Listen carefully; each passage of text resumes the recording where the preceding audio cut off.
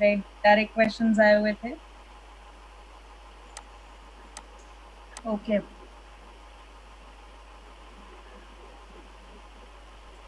Yes, good, okay, good, that's great, that's great. अच्छा, एक बार जो हमने लास्ट टाइम किया था उसका प्रैक्टिस किया, principle of inheritance and variation में, which we started with the last class, that is the pedigree analysis. I hope all of you practice that, right? Good. तो आज हम वही बेसिकली करेंगे, राइट? वही चीज आज हम पूरा कंप्लीट करने वाले हैं, ठीक है?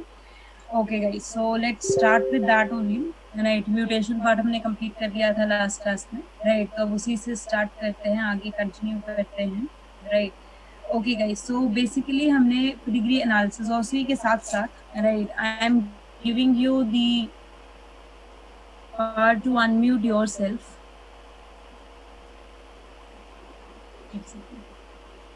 या, unmute yourself while doing the pedigree questions. If any doubt is there to anyone, right, you can.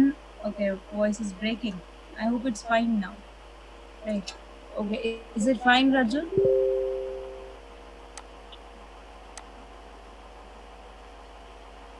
Question हो रहा है बट दोनों अनअफेक्टेड होते हैं तो नहीं हो रहा है। Okay Rana, okay okay, Raju just relog in once again बेटा, relog in once again. हाँ जी, तो आज वही क्वेश्चंस करेंगे, right? No worries in that.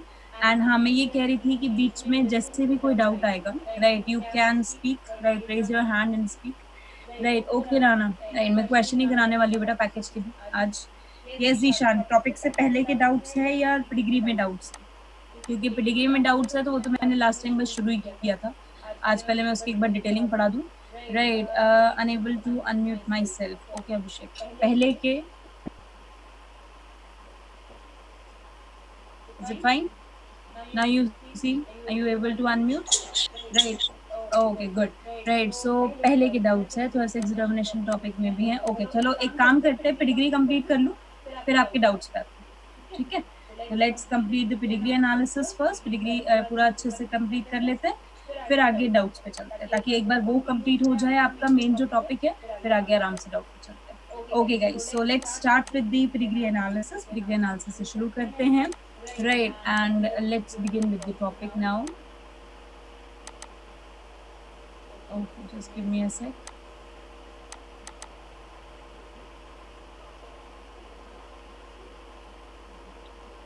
Okay, so this is what we are saying in the pedigree analysis. Just giving a quick recap first of all.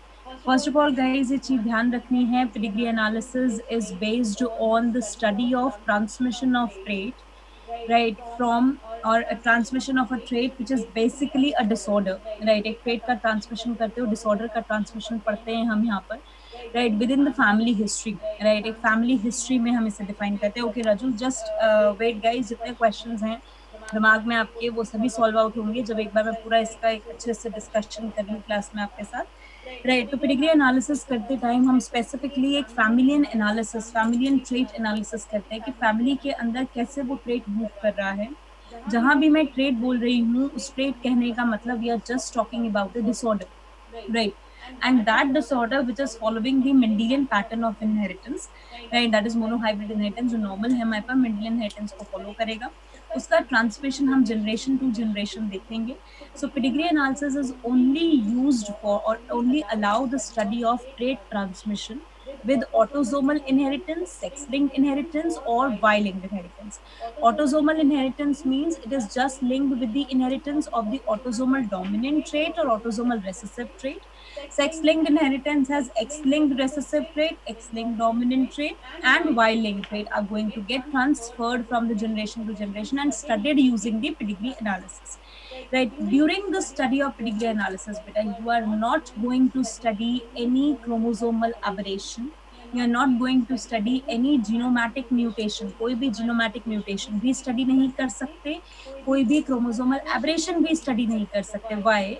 If I make you remember an example, Cri-du-Chat syndrome 5p deletion की वजह से embryo development के time पे हुआ, तो it is not the point कि उसके parent में रहा होगा, right? या उसमें है तो उसके आगे की progeny में होगा। No, CML हुआ chromosome 9 और 22 के translocation की वजह से, तो 9 और 22 का जो ट्रांसलोकेशन हुआ है, it is not a compulsion कि वो उसके पेरेंट में भी रहा होगा, क्योंकि वो लाइफ टाइम में उसके हुआ है प्रोसेस, तो आप उस एक इंडिविजुअल के हिसाब से नहीं पढ़ते, यहाँ पर आप जनरेशन टू जनरेशन की स्टडी करते हो, राइट। जहां तक रही एन्यूप्लॉइडी और यूप्लॉइडी की बात, you are not going to study any type of the Down syndrome, Turner syndrome, Klinefelter syndrome. ऐसी कोई स्टडी आप इस मेथड से नहीं करोगे पेडिग्री एनालिसिस से, राइट। क्योंकि डाउन सिंड्रोम कब हुआ बच्चा, जब मदर एंड फादर में से किसी एक के गेमेटोजेनेसिस के टाइम पे नॉन डिसजंक्शन हुआ। तो मदर फादर में ट्रेड थोड़ी था, राइट। उनके नॉन डिसजंक्शन की वजह से आगे प्रोजेनी में आया, and it is not compulsion की प्रोजेनी भी आगे सेम ऐसे ही फॉलो अप करेगा, राइट।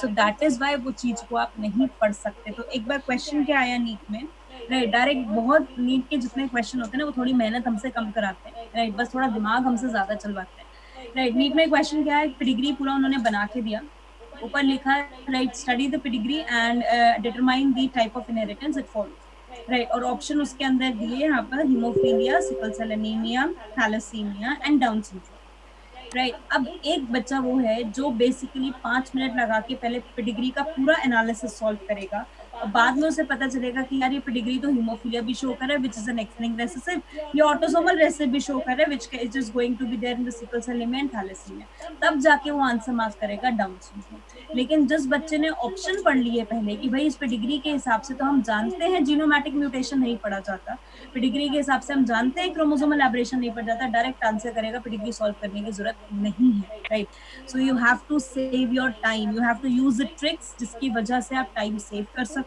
आप डायरेक्ट एनालिसिस पे आंसर क्लिक कर सको, राइट। समझ आ गया यहाँ तक का point? Understood everyone, right? Clear है ये कंसेप्ट अच्छे से? अच्छा, उसी के साथ साथ लास्ट टाइम मैंने आपको यहाँ समझाए थे इसके कुछ सिंबल्स, राइट। आई होप वो सिंबल सबको याद हो, राइट, और अच्छे से क्लियर भी हो गए हो, राइट। जब भी हम सिंबल कहते हैं तो square box, circle and we can say diamond which are not going to be filled, which are completely empty, they are defining as the unaffected individual. Now remember this guys, unaffected individual का मतलब जिस individual में वो trait नहीं है, जिस individual में वो डिसऑर्डर नहीं है, जो इंडिविजुअल नॉन डिसीज्ड है, राइट। लेकिन जहां आपने उसे सॉलिड फिल कर दिया, वो इंडिविजुअल डिसीज्ड हो चुका है, ठीक है।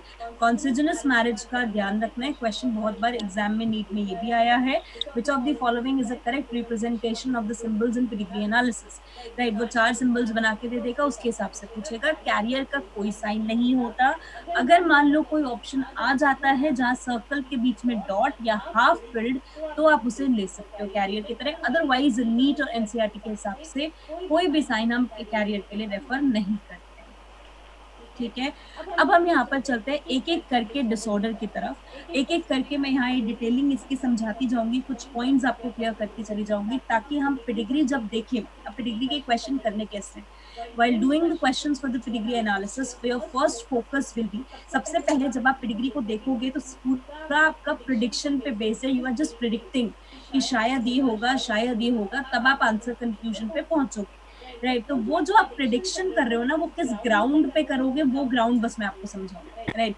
कि वो जो मैं पेडिग्री देखने के बाद पहले एक एनालिसिस लगाऊंगी, एक प्रिडिक्शन लगाऊंगी, वो किस तरीके से लगेगा, that I am going to talk about, fine, right. So let's start with the very first, जो मैंने लास्ट टाइम भी आपसे डिस्कस किया था, ऑटोसोमल रेसेसिव डिसऑर्डर, राइट। अब देखो बेटा, अब मैंने यहाँ पर सिंपल सा कहा कि अगर कोई डिसऑर्डर ऑटोसोमल रेसेसिव है, इसका मतलब आप ये पढ़ रहे हो कि जो पेडिग्री के अंदर इंडिविजुअल अफेक्टेड दे रखा है, right, the individual given affected in that pedigree, right, is having the recessive genotype, right। उसके पास जीनोटाइप कौन सा, रेसेसिव, लेकिन वो इंडिविजुअल जो पेडिग्री में अफेक्टेड नहीं दे रखा है, वो डोमिनेंट जीनोटाइप को कैरी कर रहा है।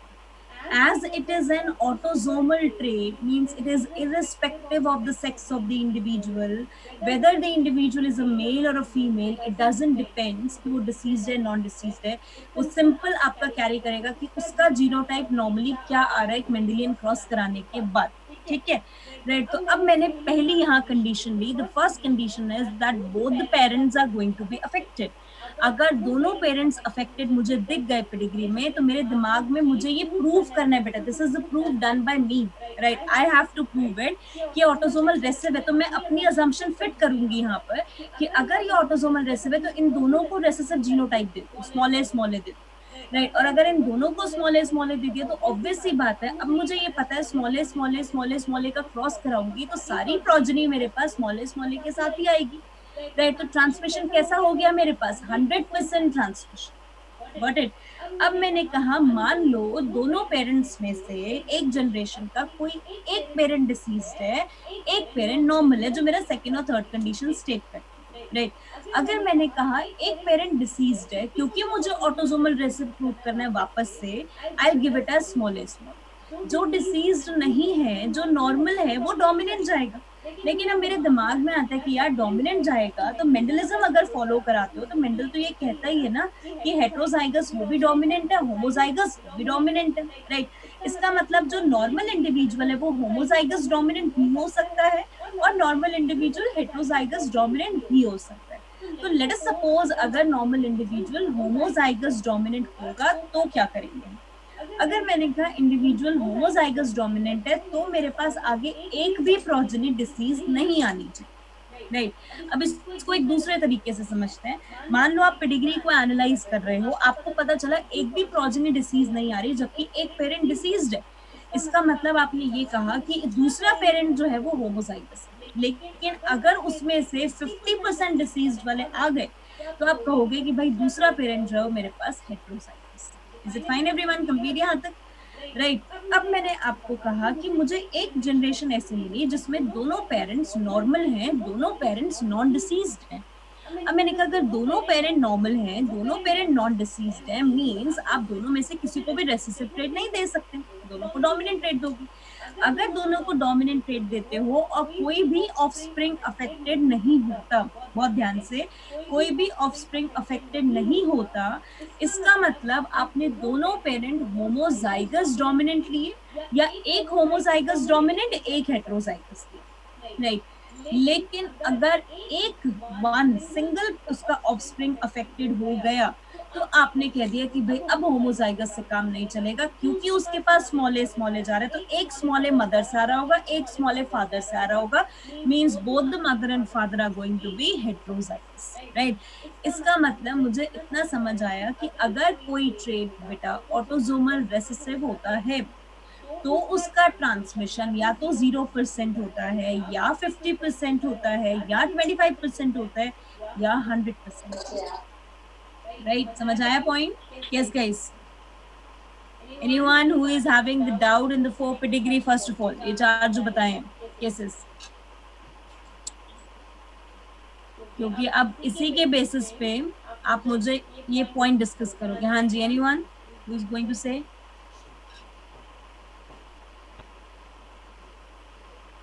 ओके नाउ, अच्छा पहला पॉइंट क्लियर है, trait often skip generation, yes और no everyone?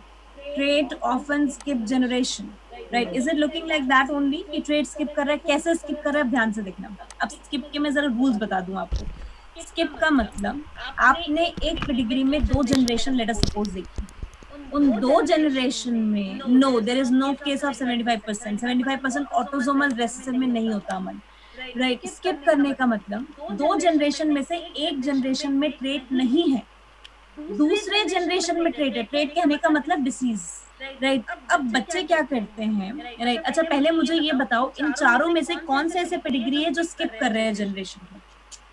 Where skipping of trait is visible, right? B, very good, right? Second is being the one, और कोई fourth भी तो है, इस fourth is also there ना, second and fourth both of them, right? तो second क्यों है, बहुत ध्यान से, हमने कहा इसके पेरेंट्स, एक पेरेंट अफेक्टेड है लेकिन आगे प्रोजेनी एक भी अफेक्टेड नहीं है। अब बच्चे दिमाग क्या लगाते हैं, मेरे पास क्वेश्चन लेके पिछले साल तक जब डाउट चलता था क्या आता था पेडिग्री में, राइट। स्टूडेंट से दैट कि मैम इस वाले में देखा जाए, राइट। अच्छा मैं ये वाला दिखाती हूँ, थर्ड वाला केस देखो जरा। थर्ड वाले में देखा जाए तो फर्स्ट जनरेशन के एक ही तो अफेक्टेड है, दूसरा तो नॉन अफेक्टेड है, तो दूसरे में तो स्किप हो गया ना, राइट। मैंने कहा बच्चा ये चीज ध्यान रखनी है, ये चीज ध्यान रखनी है, राइट, कि आपका ट्रेड स्किप करने का मतलब उस जनरेशन के किसी भी मेंबर के पास ट्रेड नहीं होना चाहिए। अगर एक के पास भी ट्रेड आ गया means trade hasn't skipped the generation, right? So purely this second generation is not having the trait, purely this first generation is not having the trait. That's why second and fourth become the case where skipping the generation occur. Is it fine everyone? 25, yes Zishan, 25% में parent disease नहीं है but one progeny is affected, exactly Zeeshan, right. यही हमने कहा यहाँ पर कि हमारे पास फोर्थ केस के अंदर 25% आपने इनहेरिटेंस दिया तो उसमें पेरेंट डिसीज नहीं है, may be grand parent disease होगा ना। यहाँ तो मैंने 2 जनरेशन बनाई है, अगर मैं ऊपर वाली जनरेशन बनाती तो ग्रैंड पेरेंट डिसीज हो, तभी तो ये हेटेरोजाइगस है, ठीक है ना, राइट। तो अब मैंने यहाँ पर क्यों कहा बेटा फोर्थ को, इसीलिए वही चीज ध्यान से क्लियर करना, first generation is completely unaffected, second generation is 25% affected. तो ये फर्स्ट जनरेशन में स्किप कर गया क्योंकि इनके प्रीवियस वाले में ट्रेट रहा होगा। अब ये मदर फादर कहीं से उड़ के तो नहीं आए ना, आए तो इसी धरती पे हैं, आए तो अपने पेरेंट्स से ही है ना, तो उनके पेरेंट्स के पास किसी ना किसी के पास तो ट्रेट रहा होगा ना बच्चे, राइट। तो अब उनके पास ट्रेट है, इनके पास स्किप हुआ, लेकिन उन्होंने आगे ट्रेट अपनी प्रोजेनी में वो शो कर। Is it fine? ऐसा घर पे होता है ना, कभी कुछ ऐसी चीजें होती हैं जो कही जाती है कि आपके फादर में नहीं है, आपके ग्रैंड फादर में नहीं है, लेकिन ग्रैंड ग्रैंड फादर में थी, राइट, और आप में एकदम आई है वो चीज।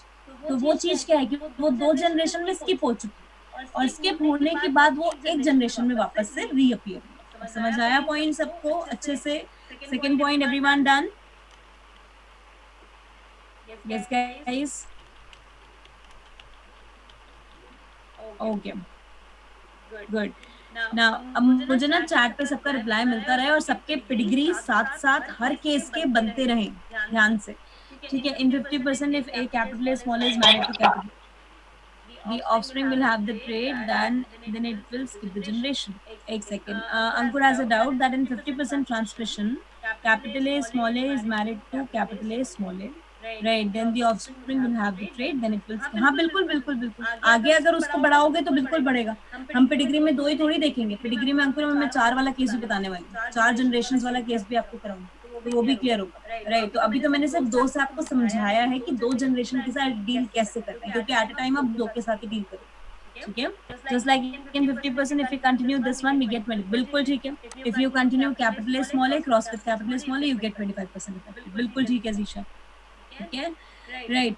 अच्छा सेकंड वाला केस बताओ, कौन से पेडिग्री के लिए सेट बैठता है जो चारों बताई है मैंने? An almost equal number of affected male and female. Among the 4 pedigree that has been shown over here, right, which of the following pedigree set with the correct state, set correctly with this statement? Very good. First, right, first why an equal number. देखो third तो equal number मुझे इसीलिए दिख रहा है, मैं बताती हूँ इसके अंदर। देखो फर्स्ट तो ये दिख रहा है, इस लाइन का मीनिंग क्या है? इस लाइन का meaning equal number of affected male and female का मतलब, because there is no sex determination, there is no method where we can say that the sex is going to be employed in this inheritance pattern, right? So it basically the condition, जब दोनों parent affected होंगे तो obvious सी बात है चारों progeny के पास आएगा, तो उसमें से वेरी गारंटीड कि 2 जो होंगे अफेक्टेड होंगे मेल वाले और 2 अफेक्टेड फीमेल वाले होंगे, तो इक्वल नंबर आ गए। थर्ड केस में यहाँ मैंने इसमें दिया है, राइट, आई एम मेड दिस कि एक मेल एक फीमेल अफेक्टेड है, लेकिन ये भी तो पॉसिबल है कि दोनों फीमेल अफेक्टेड हो, ये भी पॉसिबल है कि दोनों मेल अफेक्टेड हो। इज इट फाइन ना, राइट। तो इसीलिए इस पॉइंट को समझना है, ये सिर्फ और सिर्फ किस केस के लिए फिट बैठेगा? Only for the first case, right, क्योंकि ये कहीं से कहीं तक सेक्स लिंक्ड नहीं है ट्रेट, इसी वजह से आप इसमें वो अजम्पशन लेके चलोगे जहां पूरी प्रोजेनी अफेक्टेड है, देन यू कम क्या इक्वल नंबर आपके अफेक्टेड होंगे। Is it fine everyone? समझ आए पॉइंट अच्छे से, right. Okay now tell me the third statement. Third statement किसके लिए सेट बैठेगा?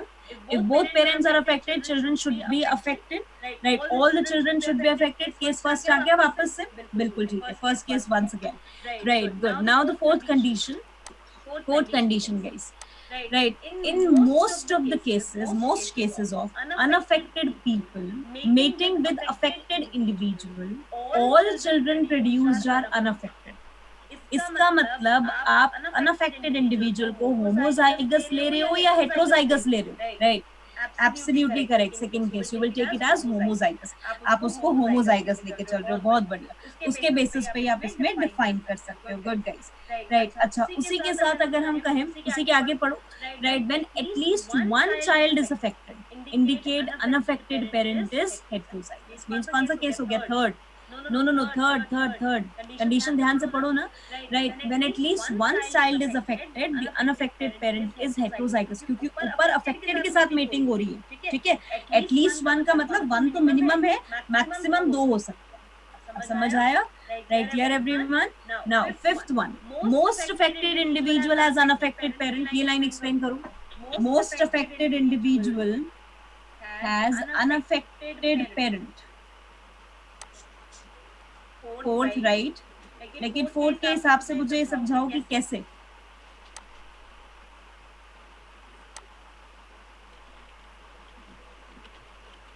अगर मैं ये कहूँ बेटा, राइट, कि जो फोर्थ का मेरे पास केस आ रहा है उसमें मुझे ये दिख रहा है इसके अंदर, राइट, कि मोस्ट अफेक्टेड इंडिविजुअल मींस जितने भी अफेक्टेड इंडिविजुअल्स होंगे, राइट, जो प्रोजेनी में अफेक्टेड आ रहा है उसके पास पेरेंट कैसा है? Unaffected, right, has the unaffected parent. Is it fine everyone? Fourth point में फोर्थ एग्जांपल भी हो सकता है। फोर्थ पॉइंट में सान्या फोर्थ एग्जांपल तब जब आप ऊपर लाइन चेंज कर दोगे कि बोथ पेरेंट आर अनअफेक्टेड। ऊपर लाइन के देखो कंटिन्यूएशन में है ना ये, right. In most case of unaffected people with affected individual, right, तो यहाँ वो अफेक्टेड इंडिविजुअल को हेटेरोजाइगस लेकर चल रहा है। समझ आया ना पॉइंट? अंडरस्टूड? तो ऑटोसोमल रिसेसिव सबको क्लियर हो गया, right? Okay, fifth point once more. Okay Kushag, most affected individual. देखो अब मुझे एक चीज बताओ, अगर दोनों पेरेंट अनअफेक्टेड हैं तो मैक्सिमम कितने ऑफस्प्रिंग अफेक्टेड हो सकते हैं? Tell me guys. If both the parents are unaffected, maximum how many parents will be, how many progeny will be affected? Only one by four ना, obviously 1/4, एक ही possibility है। तो इसका मतलब जितने affected individual, most का मतलब maximum जितने affected individual होंगे उनके पास unaffected parent आएंगे, क्योंकि या तो 25% affected है, या फिर 50% affected है, या 100% affected है। तो इसी वजह से इसमें ब्रैकेट में 25 ट्रांसमिशन दे दिया है, इसी वजह से, राइट। बिल्कुल in the case of heterozygous, right, heterozygous unaffected ही है ना, दैट्स व्हाई। अब समझ आ गया पॉइंट सबको? Understood till everyone? Completed? Done? Clear है Kushagra? Okay guys, now good. So moving to autosomal dominant disorder. अब फटाफट से चारों पेडिग्री पढ़ो एंड टेल मी इसमें कोई डाउट। तो मैं फटाफट से एक बार इसको रिकैप करती हूँ क्विकली। बाय मोस्ट इसीलिए बेटा क्योंकि 1/4 इज द मैक्स, इससे ज्यादा हो नहीं सकते अनअफेक्टेड में। अंकुर, कोई भी कंडीशन ऐसे नहीं कि पेरेंट अनअफेक्टेड है और उसमें दो प्रोजेनी आ गए। Zoya fourth point autosomal recessive वाला कह रहे हो बच्चे, या डोमिनेंट वाला? रेसेसिव वाला, ओके। फोर्थ पॉइंट एक आप बच्चे मैंने इसमें, right, unaffected people mating, this is the unaffected people mating with the affected, no one is getting affected means no one is going to be affected, 0% transmission when at least one child is affected, at least means minimum one है, maximum जितने भी हो सकते हैं, one child is affected indicates that unaffected parent is heterozygous। तो third case set बैठ गया ना उसके हिसाब से, ठीक है जोया? फाइन। अंकुर मोस्ट अफेक्टेड बच्चा इसलिए because 1/4 is the maximum value to be there, right? हाँ जी, तो पेडिग्री ये वाले चारों क्लियर हुए? डन?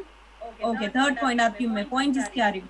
अच्छा, इसमें मुझे ये समझाओ, ये जो मैंने आपको यहाँ पर ये कंडीशंस बताई हैं इसके अंदर ऑटोसोमल डोमिनेंट की जो लिखे हुए हैं यहाँ पर, कोई इसमें से कोई ऐसा पेडिग्री जो ऑटोसोमल रेसेसिव में भी सेम रहा हो? कोई ऐसा पेडिग्री इन चारों में से जो ऑटोसोमल रेसेसिव में भी सेम है, राइट? क्या आप दोनों के लिए सेट कर सकते हो उसे? First, very good, right, 1। और कोई? 4, very good Raju, great great great. हाँ जी, तो अब यहीं पर ध्यान से देखना, राइट। अगर मैं कहती हूँ फर्स्ट पेडिग्री में, बहुत ध्यान से, हाँ जी, अब यही हमें यही कंफ्यूजन को क्वेश्चन में दूर करना है।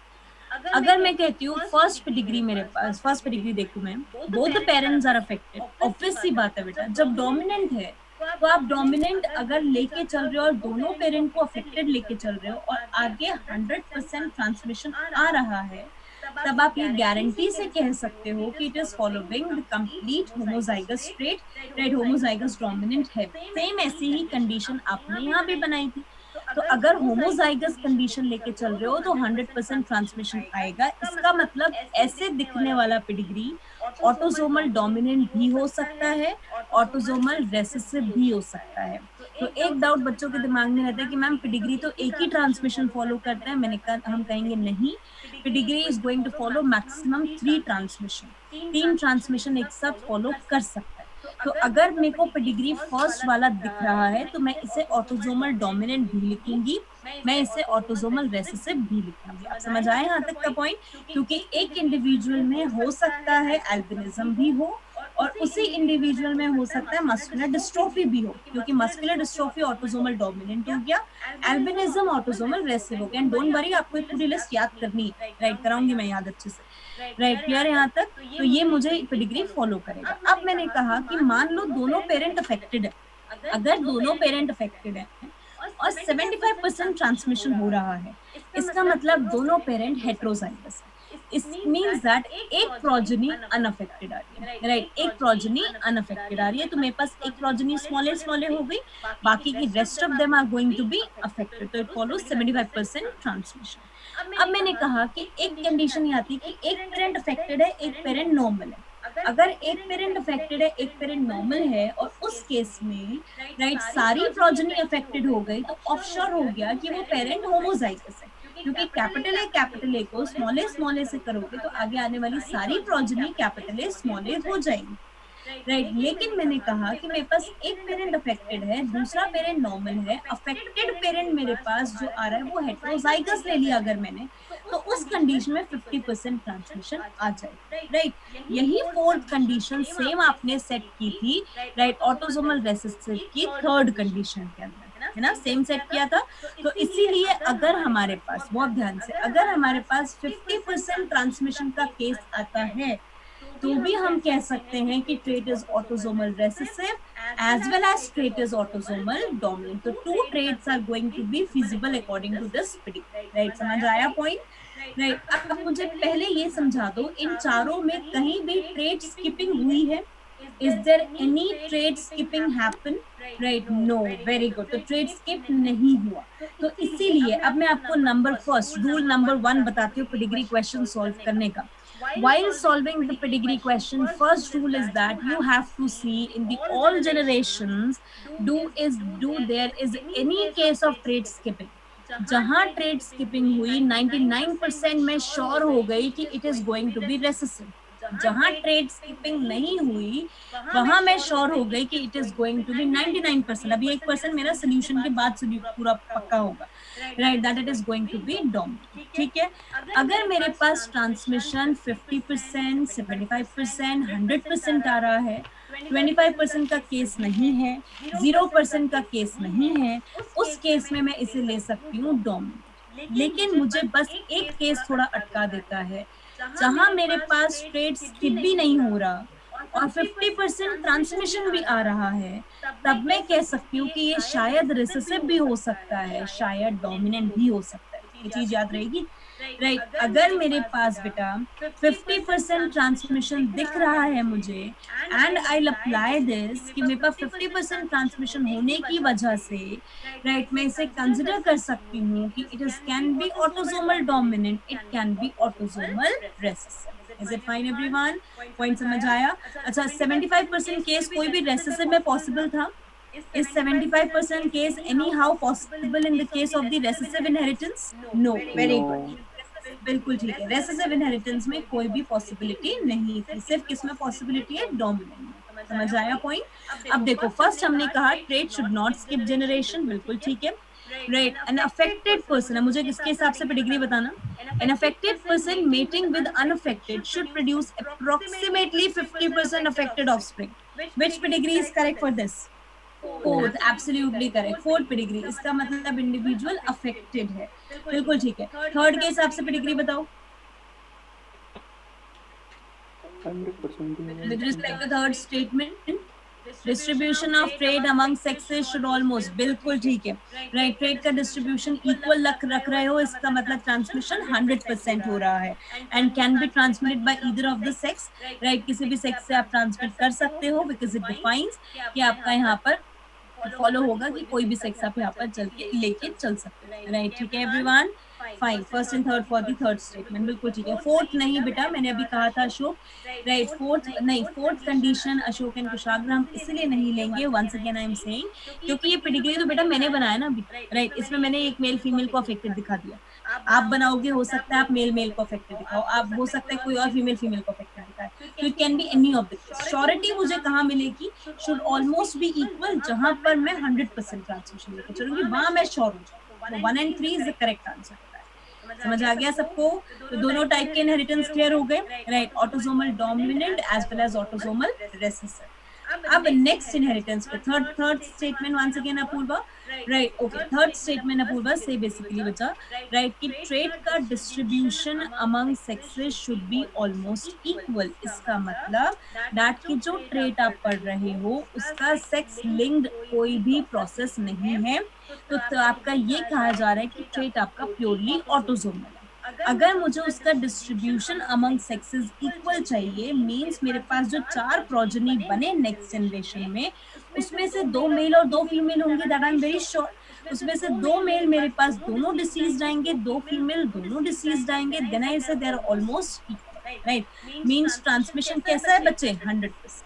Clear everyone, right. अब समझ आ गया पॉइंट अच्छे से, right Apoorva, right. So now moving to the X linked recessive inheritance. अब बहुत ध्यान से, राइट, ये X linked recessive inheritance clear करना है। Okay,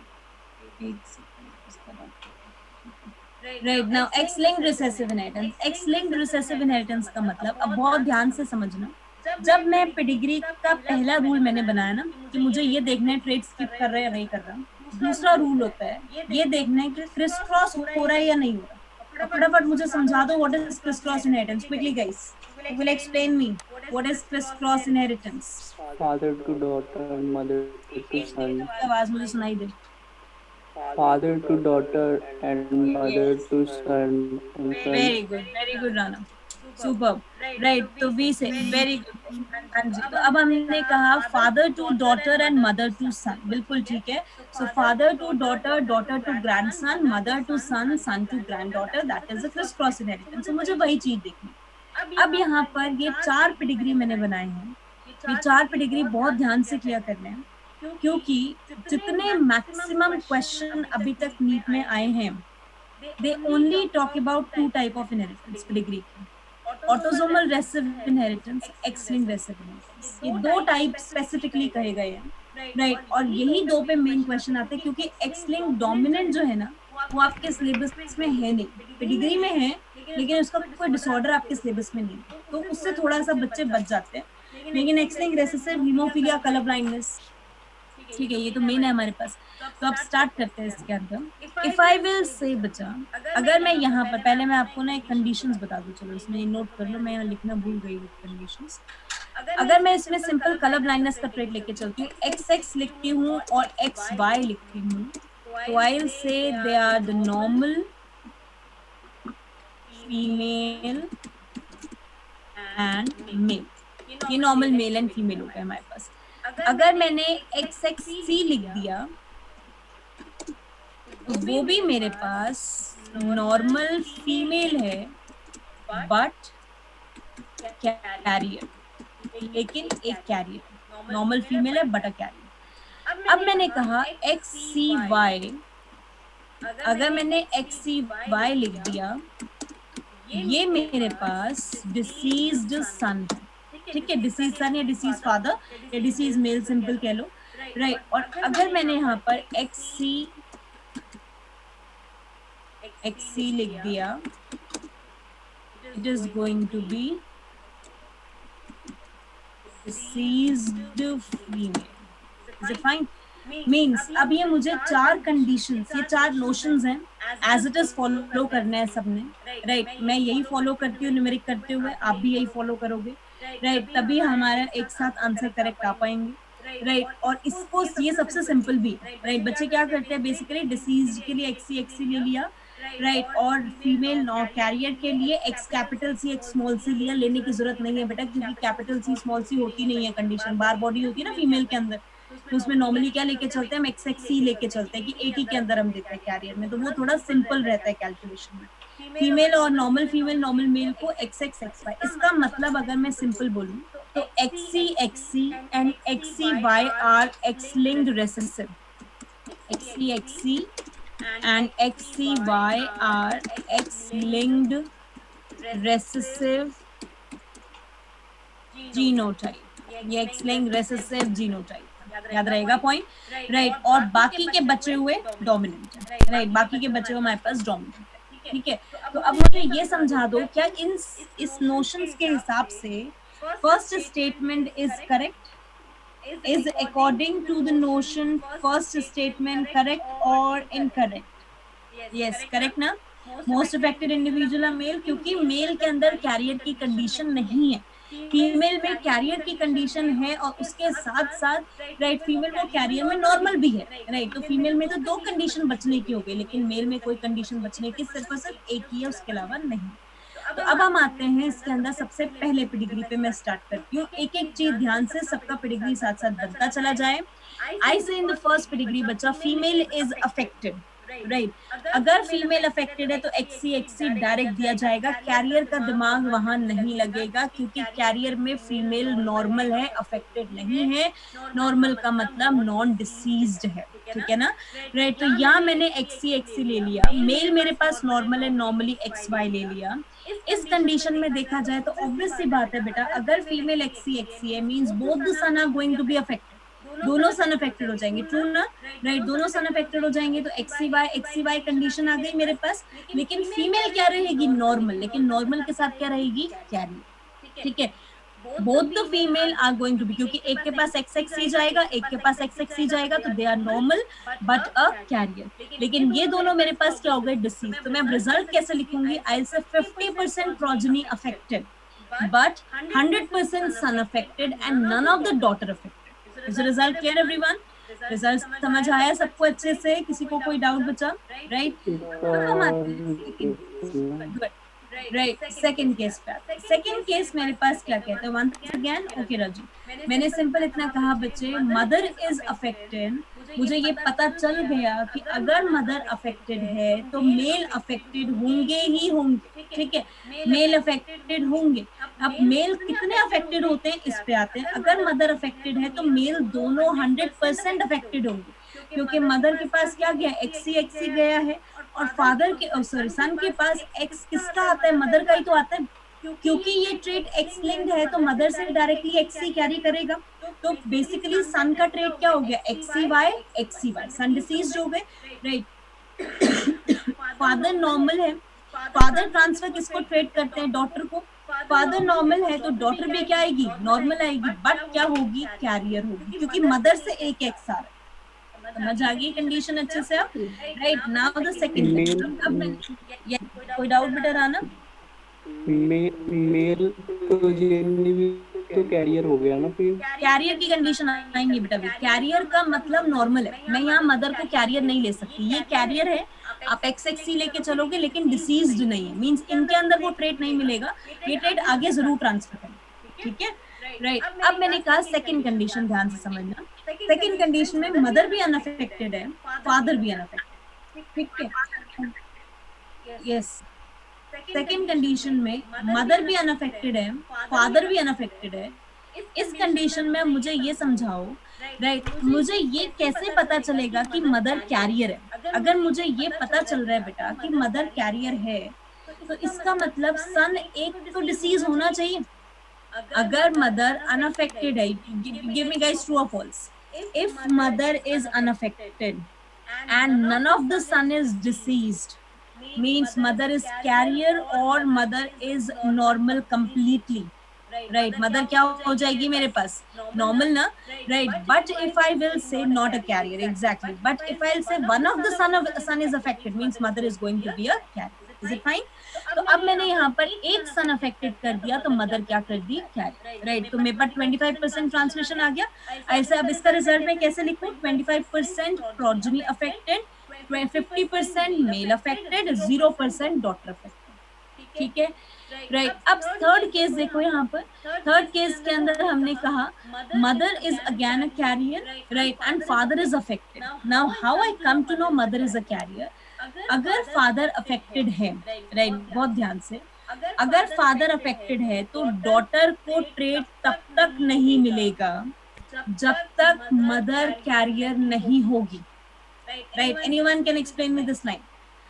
A daughter can carry the trait, can show the trait only when father is affected and mother is either or affected. Because only when father and mother both have XC and XE, then there will be a combination. Exactly, very good Kushal, right? तो अब हमने कहा बिल्कुल सही point कि हमने कहा यहाँ पर अगर मदर के पास डॉटर को XX चाहिए तो एक X मदर से आ रहा है, एक X फादर से आ रहा है ना, फादर डिसीज वाला था, लेकिन अगर मदर नॉर्मल दे रही तो कैरियर बन गई ना, नॉर्मल रही डॉटर, तो अब उसको एक X मदर से जो मिले वो कौन सा मिले? डिसीज्ड वाला मिले, दैट इज XC वाला मिले, तभी उसके अंदर डिसीज ट्रेट आएगा। तो अगर मुझे बच्चे 50% डॉटर डिसीज मिलती है, बहुत ध्यान से, अगर 50% डॉटर डिसीज मिलेगी तो मदर कैरियर है, अगर 0% डॉटर डिसीज मिलेगी तो मदर कंप्लीटली नॉर्मल है, नॉट अ कैरियर। ठीक है, राइट? फोर्थ कंडीशन में हमने कहा यहाँ पर XX विद XCY, राइट? वापस अब देखो, मुझे कोई भी 0% ट्रांसमिशन मिला ना, राइट, तो मेरे पास एक 0% हो गया, एक 50% हो गया, एक 25% हो गया, वापस एक 50% हो गया, सेम रेसेसिव के जैसे जा रहे हैं। अच्छा, अब इन चारों पेडिग्री से बताओ, has the trait skip the generation or not, and which of the pedigree show that the trait has skip the generation, right? कौन से pedigree? Very good, fourth, good good. And second भी है ना, second and fourth, right? Second में कौन सी generation? First generation skip हो गई, फोर्थ में, फोर्थ वाले में आपकी सेकंड जनरेशन स्किप हो गई, बिल्कुल ठीक है। अब फटाफट से पॉइंट के हिसाब से मुझे पेडिग्री के नंबर देते चले जाना, ठीक है, right? Now the very second point, affected male result from the mother who are affected or who are known to be carrier, ठीक है? Affected male are known, are resulting from the mother who are affected, बिल्कुल ठीक है। First भी है, second भी है, third भी है, ठीक है, सारे हैं, फर्स्ट सेकंड थर्ड, फोर्थ को छोड़ के, राइट? राइट ना? Next third one, third statement, affected female come from, ये लाइन बहुत बार नीट में आ चुकी है बेटा, affected female come from affected father and affected or carrier female. Third statement, third correct हो गया इसके लिए, absolutely, very good. Next, son of the affected female should be affected, ठीक है, son of the affected female should be affected. अगर female, बिल्कुल first condition ने बिल्कुल प्रूव कर दिया कि अगर फीमेल अफेक्टेड है तो सन अफेक्टेड होने ही होनी है, and approximately half of the son of the carrier should be affected. Second पे आ गया, हाफ ऑफ द सन, बिल्कुल ठीक है। अब समझ आ गया एक्सिंग रेसेसिव सबको अच्छे से, everyone understood, right? So this is basically बेटा 3 इनहेरिटेंस हमने यहाँ पर पढ़ी, right? As autosomal recessive, autosomal dominant and X linked recessive, completed. अब मुझे आप ये क्वेश्चन, राइट, ये यहाँ पर मैंने बना रखा है, आई थिंक ये सबने देखा भी होगा क्वेश्चन जब मैंने नोट शेयर किए थे, और इसका आंसर भी देखा होगा, आंसर लिखा भी हुआ है, कोई बात नहीं। आप मुझे सिर्फ इतना समझाओ कि ये ऑटोसोमल डोमिनेंट क्यों नहीं है, राइट? फिर मैं क्वेश्चन करने का तरीका बताऊंगा। बिकॉज इसमें स्किप कर रहा है, बिल्कुल, जनरेशन स्किप कर रहा है। Very good Rana, super, exactly, right? अब यहाँ पर अच्छा, इसी के साथ एक तो केस, चलो ये हो गया, कोई भी केस ऐसा आ रहा है जहाँ 50% ट्रांसमिशन हो, 50% ट्रांसमिशन वाले पे मुझे सोचना पड़ता है ना, राइट, कि मेरे पास क्या होगा, वो भी नहीं आ रहा, तो दोनों चीजें प्रूव हो गई। अब देखो हम क्या करते हैं बच्चे पेडिग्री करते टाइम, राइट, बहुत ध्यान से भी रूल्स, क्योंकि अब मैं क्वेश्चन प्रैक्टिस कराऊंगी एक एक्स-लिंक्ड डोमिनेंट इस क्वेश्चन के बाद बताने के बाद। हमने कहा ये मेरे पास फर्स्ट कंडीशन है, पहले मैंने पेरेंट्स दिए, parent are unaffected but one of their progeny is affected, 25% transmission हो चुका है, राइट? इसका मतलब फर्स्ट जनरेशन में ट्रेड स्किप कर चुका है, सेकेंड जनरेशन में ट्रेड आ चुका है। तो अब मैं इसको क्या करती हूँ, अपने थोड़ा सिंपल बनाने के लिए ना, आई जस्ट नंबर देम, मैंने नंबर करती हूँ। नंबर कैसे करती हूँ, ये मेरे पास पेरेंट, इन दोनों पेरेंट की ये प्रोजेनी आ गई, ताकि मेरे पास थोड़ी आउटलाइन ना क्वेश्चन की क्लियर रहे, क्योंकि अभी तो ये मैंने 3 जनरेशन दिया, आगे मैं 4 जनरेशन वाला क्वेश्चन भी दूंगी आपको। अब ये फर्स्ट वाला जो है, इसकी मैरिज हुई, जब इसकी मैरिज हुई तो इसको पेरेंट बना दिया, P1 बना दिया, और ये हो गया पेरेंट मेरे पास P2। ठीक है, ये दोनों भी अनअफेक्टेड है, मींस इसमें भी ट्रेट नहीं है, लेकिन इनकी दोनों जनरेशन में से एक के पास ट्रेट आ गया। इसका मतलब ये दोनों भी मेरे पास क्या है, ट्रेट को स्किप कर रहे हैं। तो ये एक जनरेशन बनी। हमेशा जनरेशन कैसे बनानी है, 2 का एक सेट बनाना है। तो पहले 2 का एक सेट आपने ये बनाया, अब 2 का एक सेट आपने ये बनाया, जिसमें आप ट्रेड स्किपिंग का कंसेप्ट देखो। ठीक है, सेट बाय सेट आप ट्रेड स्किपिंग का कंसेप्ट देखोगे। अब फोर्थ वाला मेरे पास बना, तो इसको मैंने नाम दे दिया P4, राइट, और ये मेरे पास बना as a parent P5, right. इनके अंदर भी ट्रेट स्किप हो गया, लेकिन इनकी प्रोजेनी में भी ट्रेट आ गया, तो इसकी भी सेकंड प्रोजेनी मेरे पास ट्रेट शो कर रही है। तो सबसे पहले तो मैं पेडिग्री को लेबल कर लूं, ताकि मुझे पढ़ना थोड़ा आसान हो जाए। तो अब मुझे यहाँ ये समझ आ गया बच्चे कि trade has been skipping the generation properly, and the trade is also not considering with the fact that we're having the 50% transmission at all, right? That's why we will consider it is an autosomal recessive trait, right? हमने इसे consider किया। अब मैं इसे consider करूंगी x linked recessive कैसे। तो मेरा पहला देखो, पहला मेरा स्टेप क्या हुआ, लेबल द जनरेशन। सेकंड मेरा स्टेप क्या हुआ, स्किपिंग और नॉन स्किपिंग देखो, वहां से मुझे एक आंसर मिल जाएगा। फिर मैं नेक्स्ट में सर्च करूंगी कि क्रिस क्रॉस है या नहीं। अब क्रिस क्रॉस कैसे सर्च करती हूँ, one of the son is affected and none of the daughter is affected, means that father is unaffected and mother is carrier।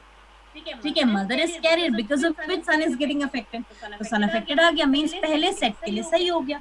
अब पेडिग्री करते टाइम, सॉल्व करते टाइम आपको हर सेट के लिए वो कंडीशन ट्रू करनी है। ऐसा नहीं कि पहले में ट्रू आ गया तो अभी आंसर टिक कर दिया फटाफट से, चलो ठीक है हमारा ट्रू हो गया। नो, क्योंकि एक पेडिग्री का क्वेश्चन अभी आपको मैं आज ऐसा कराऊंगी जिसमें ऊपर तक जाते जाते सब सही आएगा, लास्ट में जाते हुए गलत हो जाएगा। ठीक है, अब यहाँ पर इसमें देखो वापस से, father is unaffected, mother is affected, son is affected, mother is unaffected sorry, and son is coming affected. उस केस में मदर भी क्या हो गई मेरे पास वापस से कैरियर, फिर से सन अफेक्टेड आया, मदर कैरियर। एक कंडीशन अब इस पेडिग्री में अगर किसी ने नोट करी हो, राइट, तो जो मैंने पहला सेट लिया और जो मैंने तीसरा सेट लिया, उसके अंदर फीमेल 3 है। Have you notice that guys, female 3 है, जबकि एक जनरेशन से फीमेल कितनी आनी चाहिए, 2, राइट। इसका मतलब अब बहुत ध्यान से समझना इस कंसेप्ट को, क्योंकि आगे कुछ क्वेश्चन हम ऐसे करने वाले हैं जिसमें प्रोजेनी 5 आएंगे। कुछ ऐसे क्वेश्चन भी करेंगे जिसके अंदर 3 मेल होंगे, एक ही डॉटर होगी। ठीक है, अगर मैं एक फर्टिलाइजेशन इवेंट कराती हूँ, उस एक फर्टिलाइजेशन इवेंट को कराने की वजह से 4 केसेस पॉसिबल हैं, जिसमें से 2 डॉटर और 2 सन हो। अगर मेरे पास डॉटर के नंबर 2 से ज्यादा आ रहे हैं, या सन के नंबर 2 से ज्यादा आ रहे हैं, या प्रोजेनी मैंने जनरेशन में 5 दे रखी है, इसका मतलब मैं 2 फर्टिलाइजेशन इवेंट की बात कर रही हूँ। Remember this point guys. Yes, बिल्कुल ठीक है अभिषेक भाई, मैं समझा रही हूँ। We are talking about 2 fertilization event where maximum 8 progeny kinds are possible. 8 progeny की प्रोबेबिलिटीज हैं, और 8 में से 4 मेल और 4 फीमेल होने के चांसेस हैं। Is it fine? अगर 8 में से 4 मेल और 4 फीमेल होने के चांस है, तो हो सकता है मैं अपने उन 8 केसेस में से उसकी रियल लाइफ में 5 केस पॉसिबल हुए हों, और उन 5 केस में से राइट 3 फीमेल हो और 2 सन हो, या फिर 3 सन हो 2 फीमेल हो। पॉसिबिलिटी है, समझ आई कंडीशन? तो अब इस चीज को थोड़ा ध्यान में रखना है। ये नहीं कि पेडिग्री गलत हो गया, गलत नहीं है पेडिग्री बिल्कुल सही है।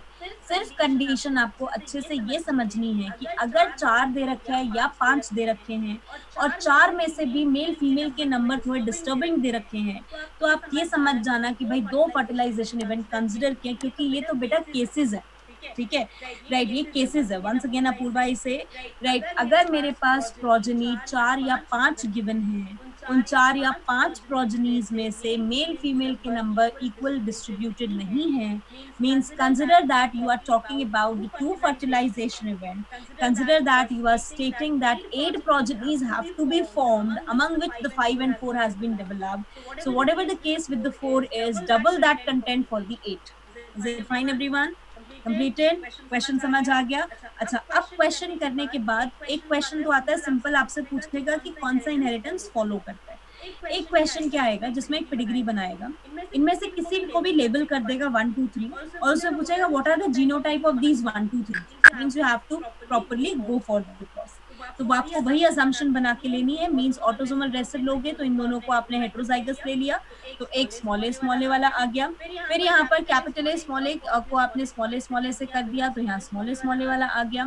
फिर यहाँ पर अपने कैपिटल ए को कैपिटल ए यहाँ गलती capital A right, capital A से कर दिया, राइट। तो यहाँ पर आपका capital A capital A and capital a possible. Is it fine? Complete यहाँ तक तो क्लियर हो गया अच्छे से क्वेश्चन? किसी को कोई डाउट? अब रियल प्रैक्टिस कर लेते हैं जरा, ठीक है? एक बस एक्स लिंक्ड डोमिनेंट समझा दूं, फिर आपको मैं क्वेश्चन देती हूँ and everyone is going to solve that, ठीक है? And I want an answer in a very quick time for this. Okay guys, now see the pedigree for X linked dominant फटाफट से। अच्छा, एक्स लिंक्ड डोमिनेंट के लिए notions पहले लिख लेते हैं, क्या क्या होंगे हमारे पास। अच्छा, एक्स लिंक्ड डोमिनेंट में टेल मी कैरियर की कंडीशन पॉसिबल है?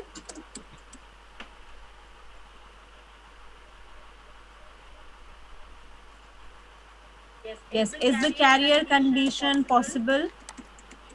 No, very good. Right. तो अब हमने कहा XX and XY are normal or unaffected, ठीक है? जहां पर XXC and XC are, yes Shivam बोलो बेटा, deceased female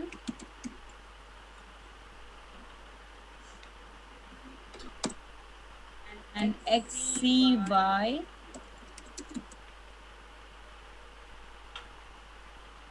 as deceased male. Yes Shivam, any doubt बच्चा? Right. अब यहाँ पर नो ओके, तो अब हमने कहा बच्चे, right, X linked dominant inheritance हमारे पास इज द वन, राइट, जहां पर आप XXC को और XCXC दोनों को डिसीज्ड लेके चलोगे, right, you will take both of them as a diseased, right, दोनों को डिसीज लेके चलोगे, दोनों को कंसिडर करोगे कि डिसीज है। तो इसका मतलब मुझे ये समझा दो कि अगर फीमेल, राइट, अगर फीमेल नॉर्मल है तो क्या सन डिसीज होने के चांसेस हैं? If female is normal, do there any chance of the son to be diseased? No, very good. If male is, अब ध्यान से, if male father is affected, right, mother is affected or not, one of the daughter has to be affected.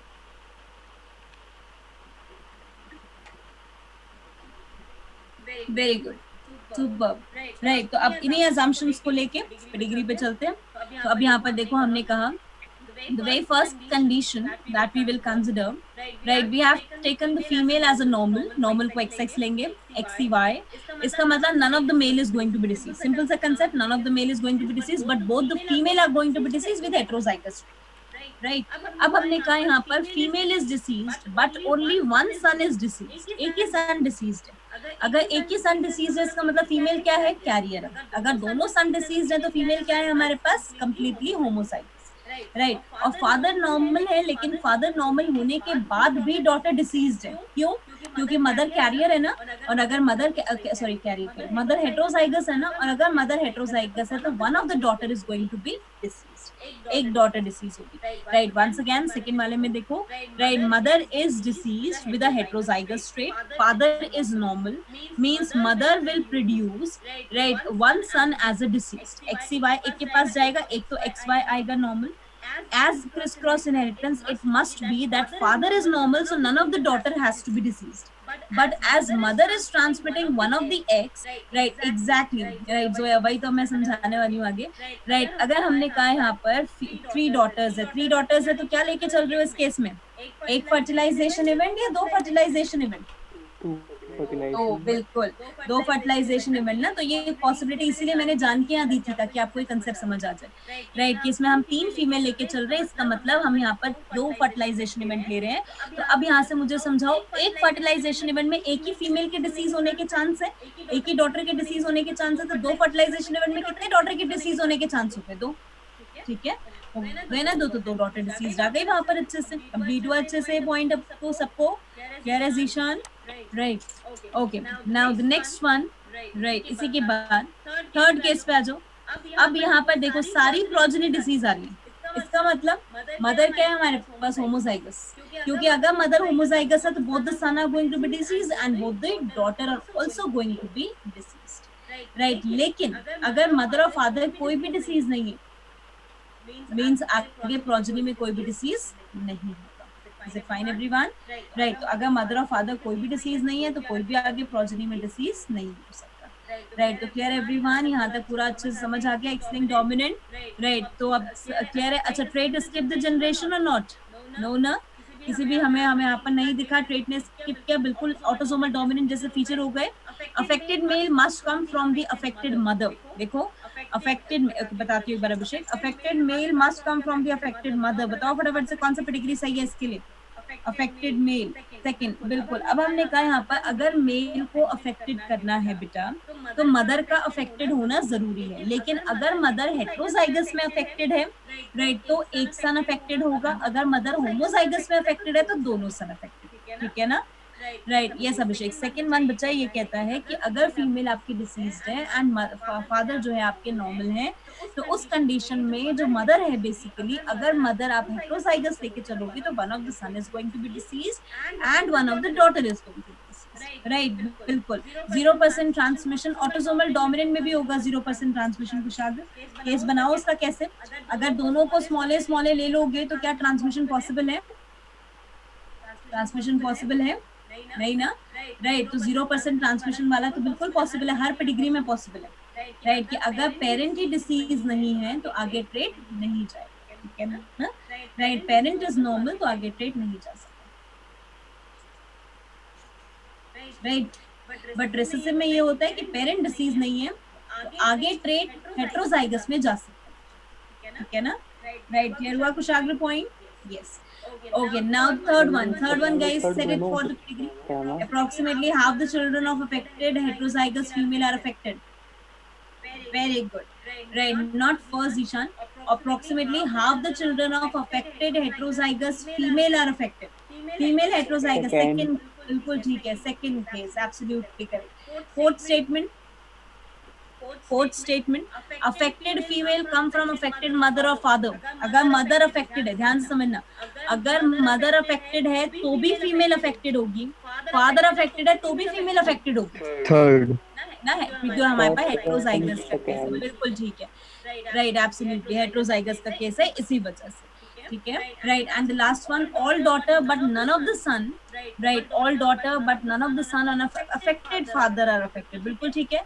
अगर सिर्फ father को affected first case जहाँ पर कोई भी डॉटर अफेक्टेड नहीं है, बिल्कुल फोर्थ का मैम फर्स्ट एंड सेकंड दोनों होगा ना? फोर्थ का फर्स्ट एंड सेकंड दोनों होगा ना? सेकंड केस, फोर्थ का सेकंड केस बचा है, इससे सिर्फ इतना बोला कि मदर आपकी यहाँ पर अफेक्टेड है तो मदर आप यहाँ पर इसे कैरियर मत समझो, it is going to be says to be heterozygous dominant.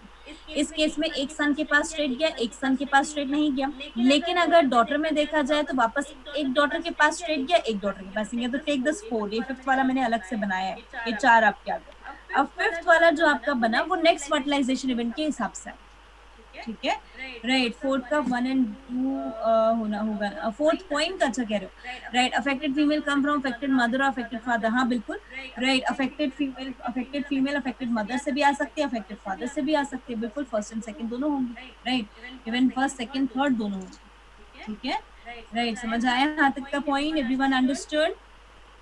Okay, now I task you for guys, फटाफट से पेडिग्री बनाओ, जल्दी से मुझे आंसर दो इसका, right, and quickly tell me the answer. Let me see who will tell it first.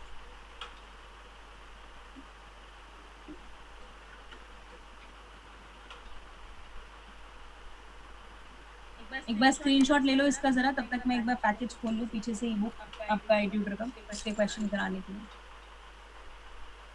Areas अपने screenshot stop share कर दूँ?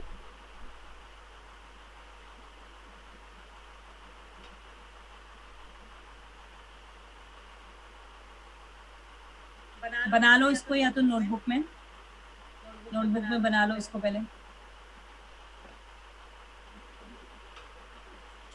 Okay, just give me a minute, तब तक मैं एक बार आपका आई पेपर वाला पेज खोल लूँ यहाँ पीछे।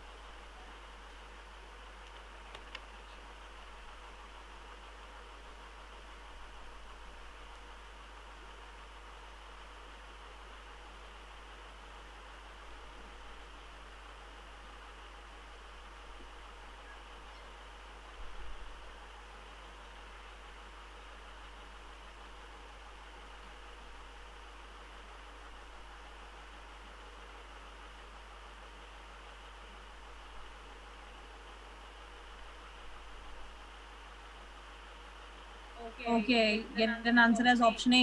Okay. सॉल्व कर लिया पूरा अच्छे से?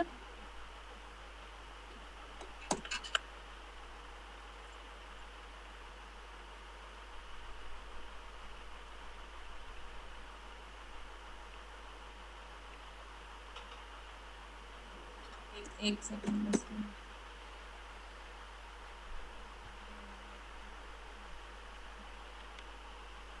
चलो, हाँ जी, B option. Okay, I am getting the two responses, different responses. पहले तो मुझे इनहेरिटेंस बता दो फटाफट से। इनहेरिटेंस क्या क्या आ रही है?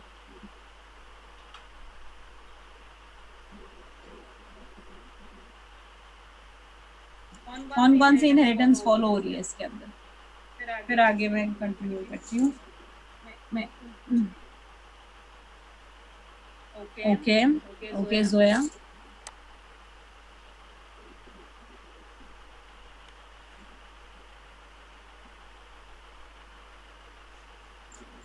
हाँ जी, अब ये पिडिग्री अगर देखा जाए तो let me start with it.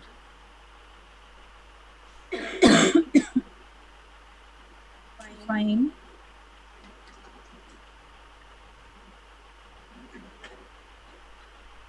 Late us see इसका क्या आता है।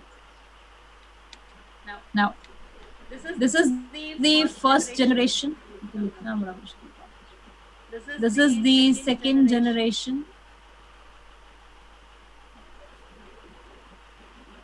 Right. This one as the third.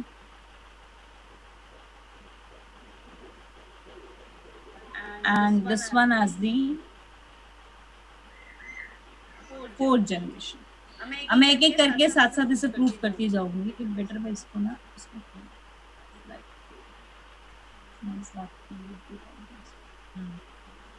एक मिनट यहाँ पर इससे ही होगा कि I can able to right.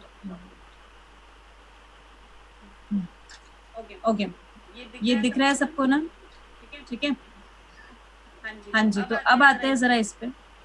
Fine, एक एक करके इसके ऊपर चलते हैं। डबल जाइगोट, अच्छा हाँ जी। तो अब यहाँ पर सबसे पहले right, when I talk about, मैं इसमें साथ साथ इसके करते चली जाऊंगी, सब साथ साथ देखते जाएंगे। तो सबसे पहले प्रूफ करते हैं कि it is going to be an autosomal recessive और नॉट। ऑटोसोमल रेसेसिव है या नहीं?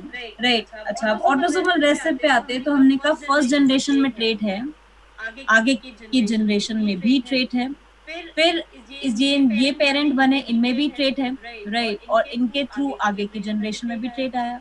इसमें ट्रेट नहीं है, इसमें भी ट्रेट है, राइट, इसमें ट्रेट है लेकिन इसमें ट्रेट नहीं। तो यहाँ मुझे बताओ कौन कौन सी जनरेशन में स्किप हो गया? क्या सेकंड से थर्ड ये वाले में शिफ्ट स्किप हुआ, देन थर्ड से फोर्थ इसमें स्किप हुआ, rest of them is going to be normal. बाकियों में नॉर्मल चल रही है, ठीक है, बाकियों में नॉर्मल ट्रांसमिशन हो रहा है। तो अब मैं यहाँ ऐसा करती हूँ, यहाँ पर मैं पहले ऑटोसोमल रेसेसिव इसे प्रूव कर लेते हैं कि ये ऑटोसोमल रेसेसिव है या नहीं है, राइट, कि किस हिसाब से हम इसे देखेंगे।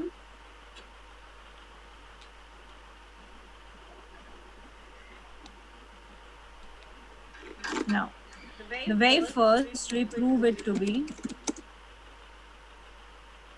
Autosomal recessive. अगर मैंने ऑटोसोमल रेसेसिव लिया बेटा, तो मैंने कहा सबसे पहले मेरे पास डिसीज था capital A small A, right, cross with small a small, इसको ले लूं स्मॉल ए, तभी मेरे पास आगे आने वाली दो प्रोजेनीज जो होंगी वो डिसीज होंगी, क्योंकि इसमें 5 दे रखी है, 1 2 3 4 5, 5 है तो 2 आपकी डिसीज होंगी उसमें से, राइट। तो आई गेट टू हैव कि इसके थ्रू मेरे पास जो बना पहला सेट जो बना वो कैपिटल ए स्मॉल ए को I write as a diseased bracket में, फिर कैपिटल ए फिर स्मॉल ए वो बन गया फिर से डिसीज्ड, और एक मेरे पास नॉर्मल आ रहा है कैपिटल ए स्मॉल। मेरे पास फर्स्ट सेट बाय सेट हमने इसको डिवाइड करते हैं, ठीक है। फर्स्ट सेट सबको समझ आया, राइट, ये मेरे पास इसका पहला सेट कंप्लीट हो गया। अब आते हैं second set, this is the second set, ये सेकंड सेट है। इस सेकंड सेट में देखा जाए बेटा तो मदर डिसीज्ड है, फादर नॉर्मल है, एक प्रोजेनी डिसीज्ड है, बिल्कुल पॉसिबिलिटी है, राइट। तो हमने कहा यहाँ पर सेकंड सेट में अगर देखते हैं, राइट, तो अब हमने इसमें डिफाइन किया that mother is disease, small a ले लिया और उसको क्रॉस करा दिया,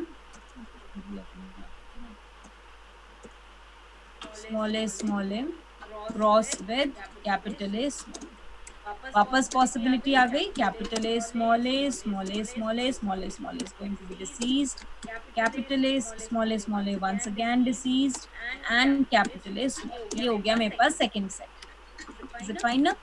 तो सेकंड सेट भी मेरे पास ट्रू होगा, ठीक है। अब आती हूँ मैं थर्ड सेट पे। अब थर्ड सेट मेरे पास ये वाला, जनरेशन टू जनरेशन जाएंगे, यहाँ पर भी देखो ये मेरे पास डिसीज्ड है, ये नॉर्मल है और आगे ट्रेट गया, तो थर्ड सेट भी मैं सेम रिपीट कर सकती हूँ ना इसके जैसा, राइट, कि थर्ड सेट में भी मेरे पास जो आएगा, एंड थर्ड सेट में मैंने कैसे रिपीट कर दिया बेटा इसको, राइट, क्योंकि थर्ड सेट में 3 प्रोजेनी है जिसमें से 2 मेल और 1 फीमेल है, जहां ऑड नंबर का केस आता है, 3 का केस आता है, वहां भी मैं मान के चलती हूँ कि इसमें 2 फर्टिलाइजेशन इवेंट इंक्लूड किए गए होंगे, ठीक है, 2 फर्टिलाइजेशन इवेंट इंक्लूड करे गए होंगे, ये आई कंसिडर दिस, राइट। तो मैंने थर्ड सेट के अंदर यहाँ मैं लिख देती हूँ कंसिडरिंग 2 फर्टिलाइजेशन इवेंट, अभी मेरे पास ये कंडीशन पॉसिबल, ठीक है। अब मैंने यहाँ पर लिया, राइट, थर्ड सेट के बाद फोर्थ सेट में दोनों पेरेंट नॉर्मल आ रहे हैं, तो दोनों पेरेंट नॉर्मल हैं, right, this is being the one, और ये मेरे पास आ गया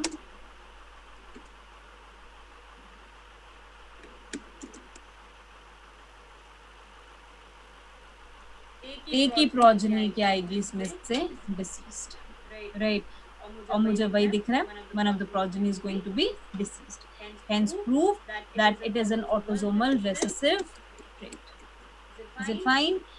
ये समझ आया सबसे पहले सबको, ऑटोसोमल रेसेसिव कैसे, सेट के नंबरिंग क्लियर हो गई है बेटा, right, yes everyone, completed, right. अच्छा, अब ऑटोसोमल रेसेसिव समझ आ गया, तो अब मुझे ये समझा दो ऑटोसोमल डोमिनेंट है या नहीं है, is it an autosomal dominant or not, इस गाइस प्रूव करो फटाफट से।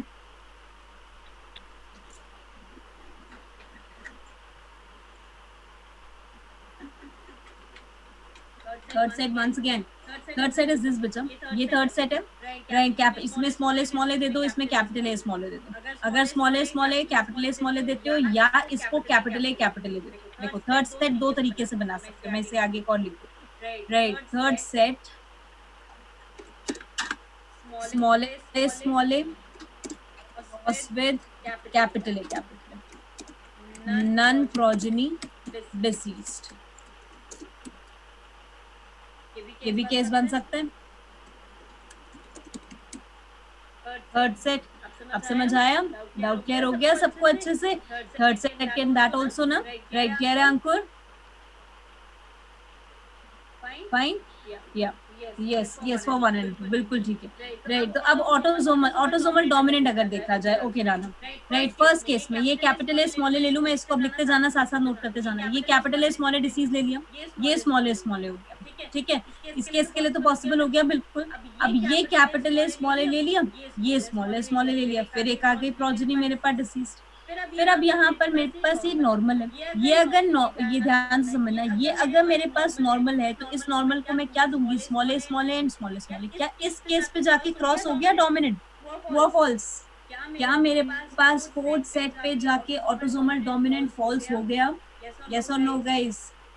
राइट, क्योंकि ये जनरेशन को क्या कर चुका है, स्किप कर चुका है। तो on coming up with the fourth, right, fourth set, it is going to be false, बिल्कुल स्किप कर चुका है। राइट, अब यहाँ पर देखो ये केस मेरे पास आ गया, यहाँ मैं डिसीज लेती हूँ, कैपिटल ए स्मॉल ए, इसको ले लेती हूँ स्मॉल ए, तो ये पॉसिबल है, लेकिन लास्ट वाले में फॉल्स हो चुका है। तो फर्स्ट सेकंड थर्ड के लिए पॉसिबल है, फोर्थ में फॉल्स हो चुका है, जिसको हम इग्नोर नहीं कर सकते, दैट्स व्हाई हम इसको ऑटोसोमल डोमिनेंट नहीं कर सकते। समझ आ गया पॉइंट सबको? अच्छे से क्लियर है बच्चे? कोई डाउट इसके अंदर? अब मुझे प्रूफ कर दो एक्स लिंक्ड रेसेसिव फटाफट से, एक्स लिंक्ड रेसेसिव है या नहीं है? एक्स लिंक्ड रेसेसिव है तो ये समझा दो।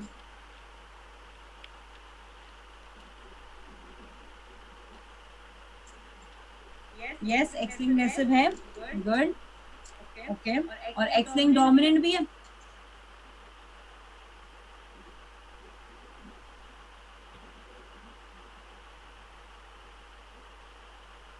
Okay guys, right, no, okay, now X linked recessive कैसे?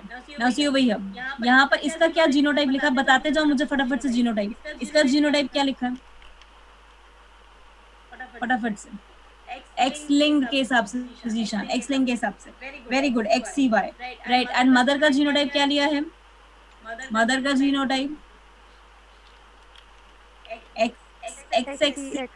XXC, XCX नहीं होता, रेसेसिव है ना, तो दूसरे X के पास C जाएगा, गलती नहीं करनी है, XXC, right, very good.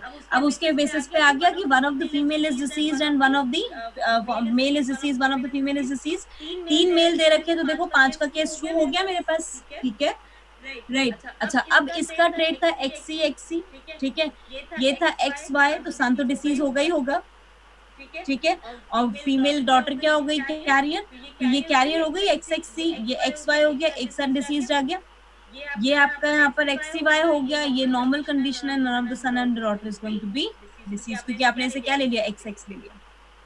Complete यहाँ तक अंडरस्टूड हो गया? एक्स लिंक्ड रेसेसिव पूरा fine, right. So this is basically x linked recessive, लेकिन एक्स लिंक्ड डोमिनेंट वापस पता है कहाँ जाके फॉल्स होगा, फोर्थ पे, eight here, at this point, and उसी के साथ इस पॉइंट पे जाके आपका फॉल्स हो जाएगा, करेक्ट। और उसी के साथ साथ इस पे भी, इसके अलावा एक सेट और बताओ जहाँ फॉल्स होगा x linked dominant. X linked dominant fourth set पे तो फॉल्स हो ही रहा है, एक सेट और है जहाँ फॉल्स हो रहा है, ओके फाइन, थर्ड सेट पे भी फॉल्स हो रहा है, और सेकंड सेट पे फॉल्स हो रहा है, बिल्कुल ठीक है श्योर, सेकंड सेट पे फॉल्स हो रहा है। सेकंड सेट पे देखो मदर डिसीज्ड है, और अगर मदर डिसीज्ड है तो फीमेल तो डिसीज होगी, हेटेरोजाइगस होगी भले, लेकिन फीमेल डिसीज होगी, ठीक है ना, राइट। तो वो भी आपका यहाँ पर गलत है। आप समझ आ गया पॉइंट बच्चा? Understood here? Fine, right, good, right. तो अब हमारे पास ये केस आ गया for the trait of inheritance. अच्छा, any of the option is correct?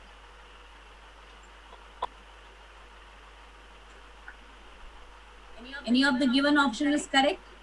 No. Right. No. Absolutely. मैंने जान के दी. Right.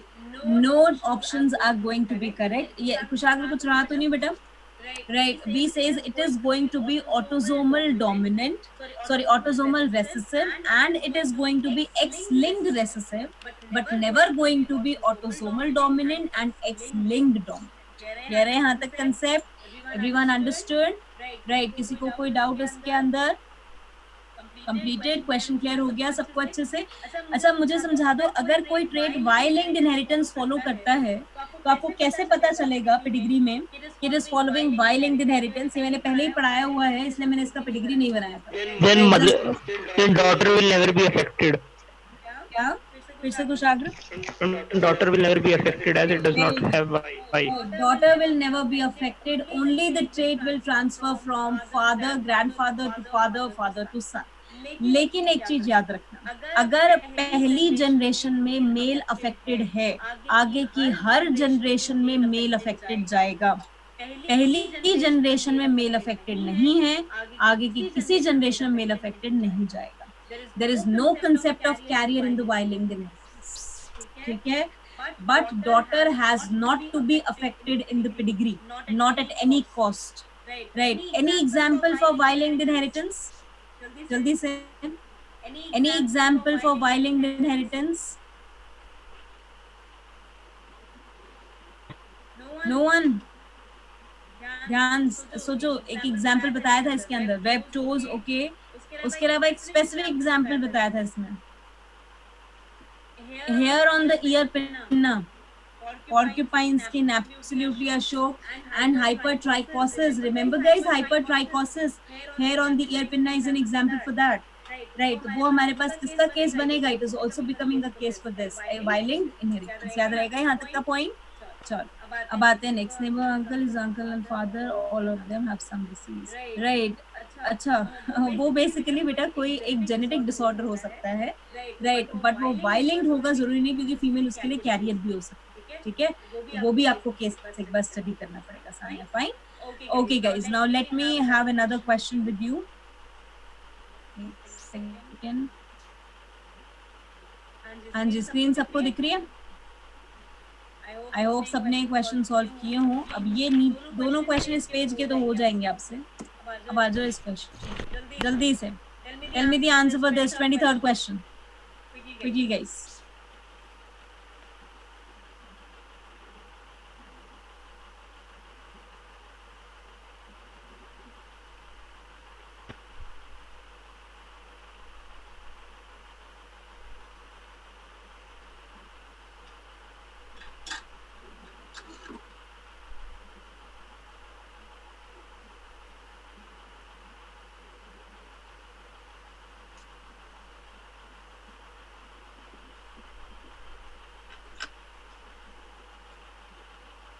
Second, okay, third.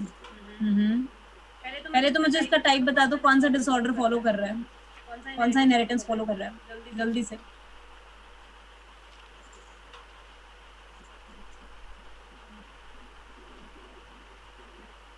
Okay, how many generations are here?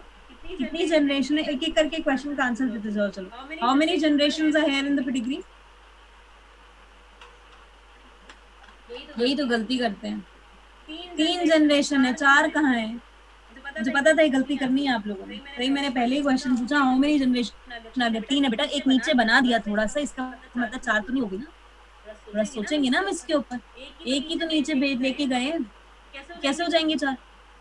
Right, it's going to be 3, right? तो पहली generation देखो, this is the first generation, this is the second generation, cursor दिख रहा है मेरा, राइट? फिर उसके बाद ये दो की third generation, autosomal dominant, good. अच्छा, skipping of generation is visible or not? Skipping of generation is visible or not? Skipping of generation,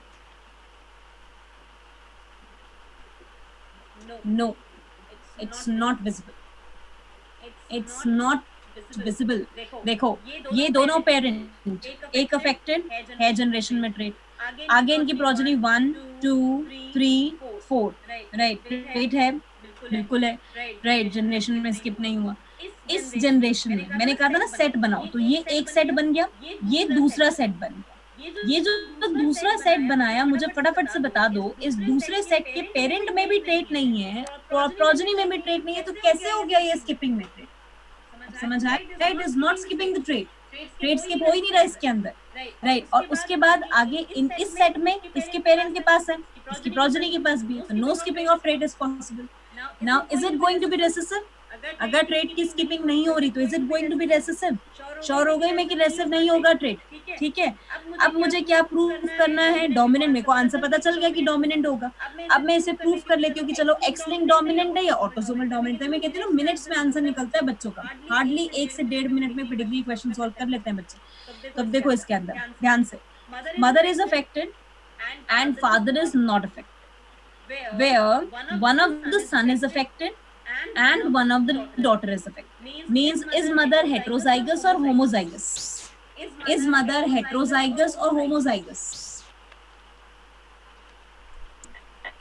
heterozygous, Kushagra heterozygous. अगर मदर होमोजाइगस होगी बेटा, दोनों सन अफेक्टेड हो जाएंगे ना, और दोनों डॉटर भी अफेक्टेड हो जाएंगी, राइट। मदर क्या है मेरे पास, हेट्रोजाइगस। अगर मदर को XXC दिया, राइट, तो उस केस में आपका एक XY बन गया, एक XCY बन गया, एक XX बन गया, एक XXC बन गया, XXC डिसीज आ गया। अब मैंने यहाँ पर कहा mother is again affected but heterozygous and father is not affected, both the sons. अब यहाँ मुझे बताओ जरा कितने फर्टिलाइजेशन इवेंट दे रखे हैं लास्ट वाले थर्ड जनरेशन में, थर्ड सेट में कितनी फर्टिलाइजेशन इवेंट की प्रोजेनीज गिवन है, एक या दो? दो, absolutely correct, not one single बेटा, टू। क्यों? अब देखो उसके अंदर मैंने दो कैसे पता किया इसके अंदर, अगर मेरे पास मदर हेट्रोजाइगस है तो एक सन तो अफेक्टेड होना चाहिए था, लेकिन इससे तो दोनों सन नॉन अफेक्टेड दे रखे हैं, तो दो में से एक सन अफेक्टेड, चार में से दो अफेक्टेड और दो अनअफेक्टेड, तो दो अनअफेक्टेड मैंने लिख दिए यहाँ पर, राइट। चार डॉटर में से दो अफेक्टेड, दो अनअफेक्टेड, एक डॉटर मैंने यहाँ बना दी। अब समझ आया how it is becoming the chance of the right X linked dominant and autosomal dominant. Is this case clear to everyone? Yes guys, पूरा पेडिग्री अच्छे से क्लियर हुआ। और once again I repeat, right, जब तक ये अच्छे से कंप्लीट नहीं होगा प्रॉब्लम आती रहेगी, राइट। तो is this point clear? Right. अब मेरी एक बात ध्यान से सुनिए, पेडिग्री में जहाँ 3 प्रोजनी हो, जहाँ 4 प्रोजनी हो, राइट, या 5 प्रोजनी, अगर 4 में इक्वल मेल और फीमेल है, उस केस में भी पॉसिबल है 2 फर्टिलाइजेशन इवेंट हो। तो आपको दोनों एंगल से सोचना पड़ेगा, इसीलिए मैं कहती हूँ आपको जीनोटाइप अच्छे से इसका निकालना पड़ेगा। क्लियर है point? Fine. Yes, everyone. Let me go to the next question. Everyone understood? Yes or no? मुझे yes or no का आंसर मिल जाए, मुझे पता चल जाए सिचुएशन क्या चल रही है।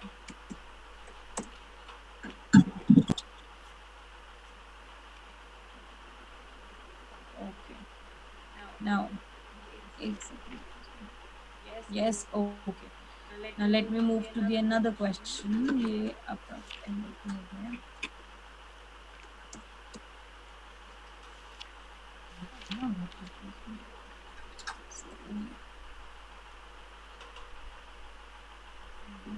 पेज आ गया हमारे पास।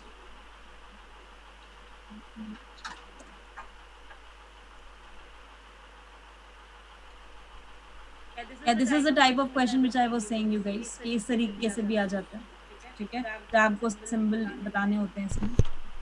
Now go for this question 57 quickly. The 57th question and tell me the correct answer. 2-3 मैं प्रैक्टिस कराऊंगी, उसके बाद आप करोगे। Yes, exactly, 1 फर्टिलाइजेशन बेटा, क्योंकि उसमें तो पेरेंट ही अफेक्टेड नहीं है ना, उसका आप एक फर्टिलाइजेशन का मान सकते हो। वो फॉर 57th क्वेश्चन गाइस, इस तरीके के क्वेश्चन भी आते हैं। अच्छा, यहाँ मैं आपको बता दूं, phenyl ketonuria is autosomal recessive and haemophilia is x linked recessive.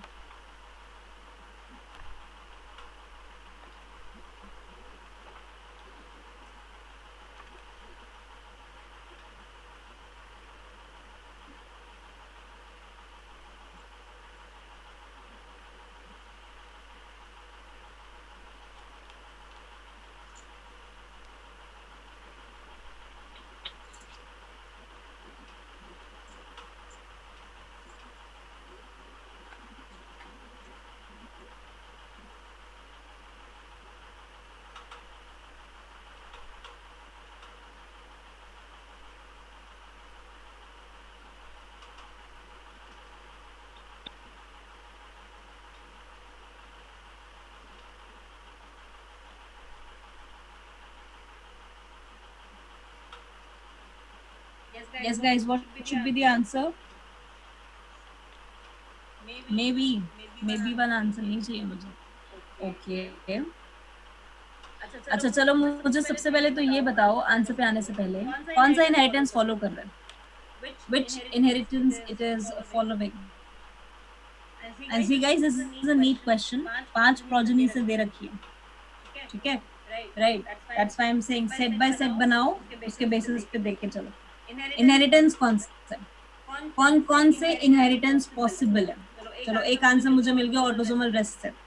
ना ऑटोसोमल डोमिनेंट है या नहीं है, एक्स लिंक रिसेसिव है या नहीं है, एक्स लिंक डोमिनेंट है या नहीं है, वो भी समझाते हैं। एक्स लिंक कौन सा, राना?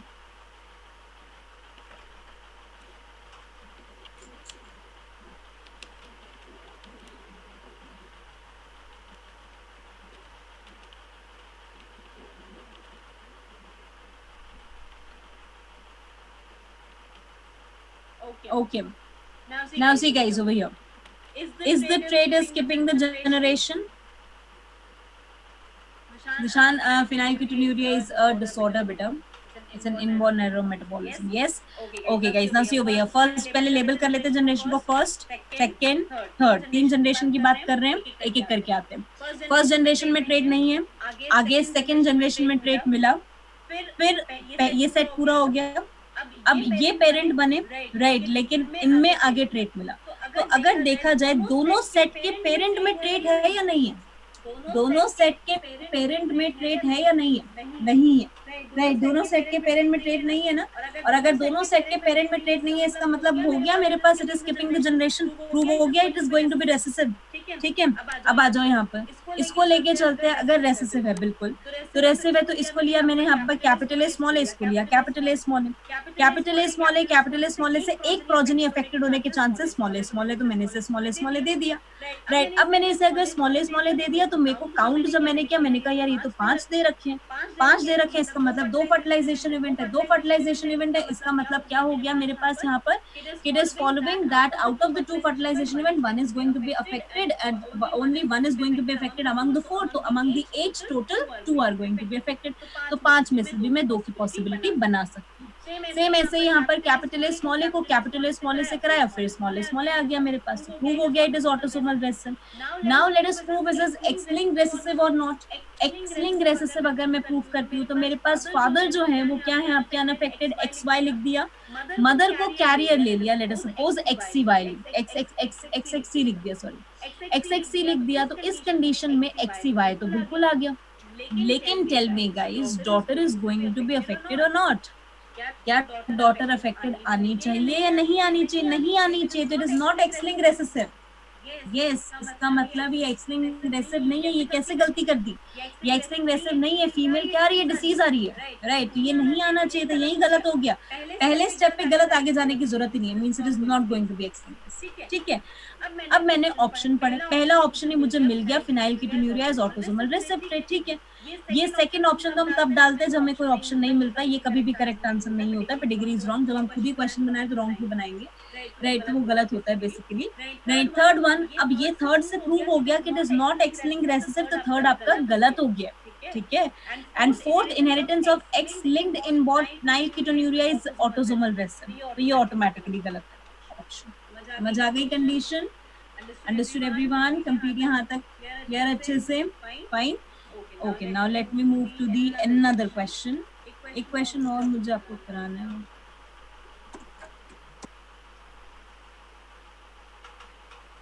हाँ, आ जाओ 51st क्वेश्चन पे।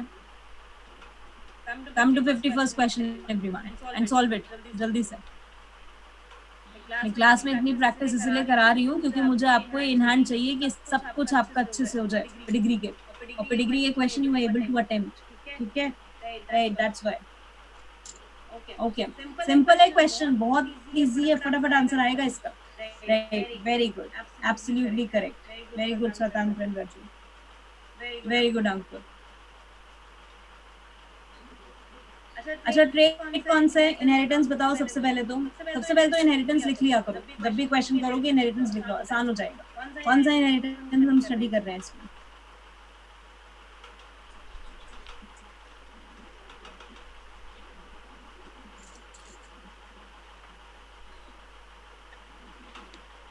एक्स लिंक्ड रिसेसिव, ओके, और उसके अलावा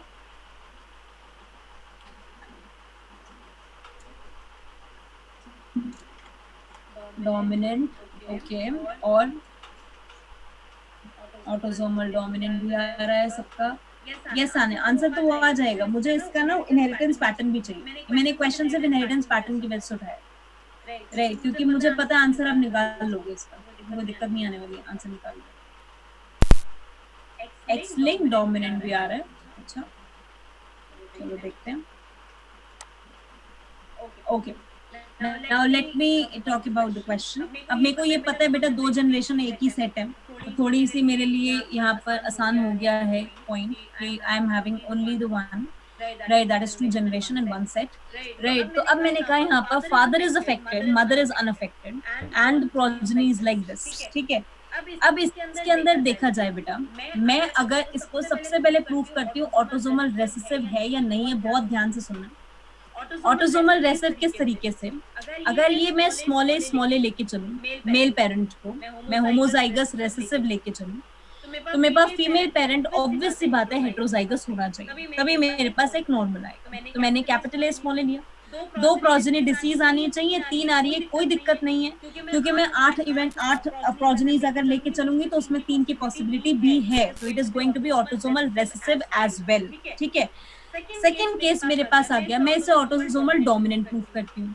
अब मैंने इसे डोमिनेंट लिया, तो अगर मैं इसको कैपिटल ए स्मॉल ए लेके चलती हूँ और इसको स्मॉल ए लेके चलती हूँ, तो उस कंडीशन में मेरे पास आगे सेम चीज पॉसिबल है, तो it is going to be autosomal dominant as well.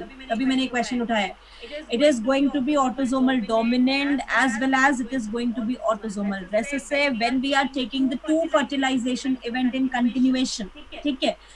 Now the father is affected and mother is, let us suppose, carrier for X linked trait, means father agar affected hai to XCY and mother is XXC, in that condition, right, you will say one of the daughter is going to be deceased and one of the son is going to be deceased. For letting it prove that 2 daughters are going to be deceased, you have already considered that there are the 2 fertilization events going on. Fine everyone, that's why you prove it is X-linked recessive, ठीक है। तो मेरे पास in line autosomal dominant भी आ गया, autosomal recessive भी आ गया, x linked recessive भी आ गया। तभी मैंने कहा था मैक्सिमम 3 करेगा भी, ये डोमिनेंट नहीं है। कैसे नहीं है डोमिनेंट, ये अगर XCY है, फीमेल तो XX है, डोमिनेंट में तो कैरियर होता ही नहीं, फीमेल तो XX है, तो क्या सन डिसीज आएगा? नो, डॉटर तो डिसीज आएंगी लेकिन सन तो डिसीज नहीं आ सकता ना, तो it is not going to be X linked dominant, means it is going to be X-linked recessive, autosomal recessive, autosomal dominant. अब समझ आया, right. Once again I explain it is how it is autosomal recessive, क्योंकि बच्चे आपने question के हिसाब से ये सॉल्व कर दिया है कि एक्स लिंक्ड रेसेसिव है, आप ये भी सॉल्व कर चुके हो कि आप 2 फर्टिलाइजेशन इवेंट ले रहे हो, तो आप ऑटोसोमल रेसेसिव के लिए भी वही कंडीशन लेके चलोगे। मैं अगर फादर को स्मॉल ए लेके चलूं, मदर को कैपिटल ए स्मॉल ए लेके चलूं, तो इट्स अ टेस्ट क्रॉस ना, and based on the test cross we just name it as capital A small a, capital A small a, small a small a and small a small a, means 2 progeny out of the 4 are going to be affected, and if I consider the 2 fertilization event, out of the 8 progeny 4 are going to be affected, so out of the 4 3 can also be affected. Is it fine ना, right. तो means मेरे पास अब जो answer आता है, यहाँ से मुझे इतना समझ आ गया, क्लियर हुआ ना, that female parent is heterozygous, absolutely autosomal recessive लेके चलोगे, फीमेल पेरेंट को हेटेरोजाइगस लेके चलना पड़ेगा। इसी का parent could not have a normal daughter for this character, parent has a normal daughter, क्योंकि एक्सिंग रेसेसिव में 2 डॉटर डिसीज आ रही है, 2 डॉटर नॉर्मल आ रही है। The trait under study could not be color blindness. It can be color blindness. Why? Because it is showing the X-linked recessive and color blindness is X-linked recessive. Male parent is homozygous dominant. Male parent is not homozygous dominant. Male parent has to be written heterozygous dominant. Then it will follow the autosomal dominant inheritance. Is this point clear to everyone? Yes, guys. Completed M concept. किसी को कोई doubt इस question से related जल्दी से?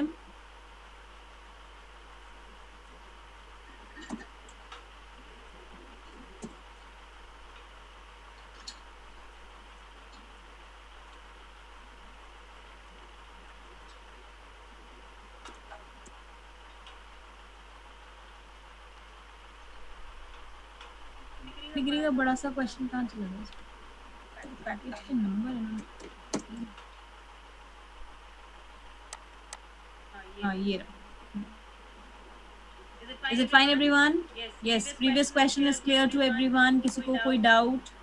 Male can never be male can never be homozygous dominant over here, right? Basically बच्चे second option ने कहा कि female is going to be not a normal in this case. Female उस case में normal है. जिनका हो चुका है, start with question number 23, right? Male आपका female जो है homozygous dominant हो सकती है अपूर्वा, because female अगर X-linked recessive करते हैं तो दो female क्या आ रही है disease और दो क्या आ रही है normal, तो normal हो सकती है ना, means you have taken the 8 progenies to fertilization event. और मेल को अगर सान्या होमोजाइगस डोमिनेंट रख दिया, कैपिटल ए रख दिया, तो all progeny has to be diseased. सारी प्रोजेनी को डिसीज करनी पड़ेगी. सारी प्रोजेनी थोड़ी डिसीज है मेरे पास, एक नॉन डिसीज है ना, means it is heterozygous, right? अब मुझे मैं टाइम सेट कर रही हूँ, राइट? उस टाइम से पहले it's 23 and I want an answer at 24 for this. Very good, very good, very good, super. ये बगैर सॉल्व किए आंसर आएगा. और नीट ने एक ऐसा क्वेश्चन दिया जहां बच्चे एग्जाम देके आके कुछ बच्चों ने कहा कि इतना लंबा पेडिग्री क्वेश्चन आ गया, 5 मिनट लग गए सॉल्व करने में, आंसर नहीं निकला, राइट? और उसके बाद फिर कुछ बच्चों ने ऐसे कहा कि मैम करते ही क्वेश्चन देखते ही आंसर आ चुका था, राइट? तो आपको उस कैटेगरी में से बनना है कि देखते ही आंसर आ चुका है. ध्यान से देखो, क्वेश्चन में स्किपिंग हो रही है. Yes or no? Yes.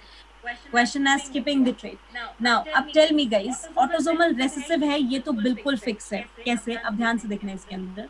पहली बार नीट ने 4 जनरेशन पे क्वेश्चन दिया था. फर्स्ट जनरेशन में ट्रेट है, स्किप सेट, पहला सेट बनाती हूँ 1-2 का, इसके अंदर आगे ट्रेट स्किप नहीं होगी. ये मैंने अब सेकंड सेट बनाया. सेकंड सेट में मदर के पास ट्रेट है, आगे प्रोजेनी में ट्रेट नहीं है, ट्रेट हैज बीन स्किप्ड. फिर फादर मदर में ट्रेट नहीं है, आगे सन में ट्रेट आया, trait has been skipped in the parent. Mother में due to skipping, exactly Rajul, right? फिर मेरे पास ट्रेट आया फादर के अंदर, आगे प्रोजेनी में ट्रेट नहीं है, अगेन स्किप्ड. फिर पेरेंट में ट्रेट नहीं है, आगे ट्रेट है, अगेन स्किप्ड. तो 4 में स्किपिंग हो गई. It is going to be recessive autosomal recessive. Now prove me guys why it is not X linked recessive. जल्दी से फटाफट से प्रूव कर दो it is not X linked recessive. किस पॉइंट पे यू विल प्रूव मी कि ये एक्स-लिंक्ड रेसेसिव नहीं है? जल्दी से. 25 इट इज. 26 का आई want an answer. Okay, Ankur.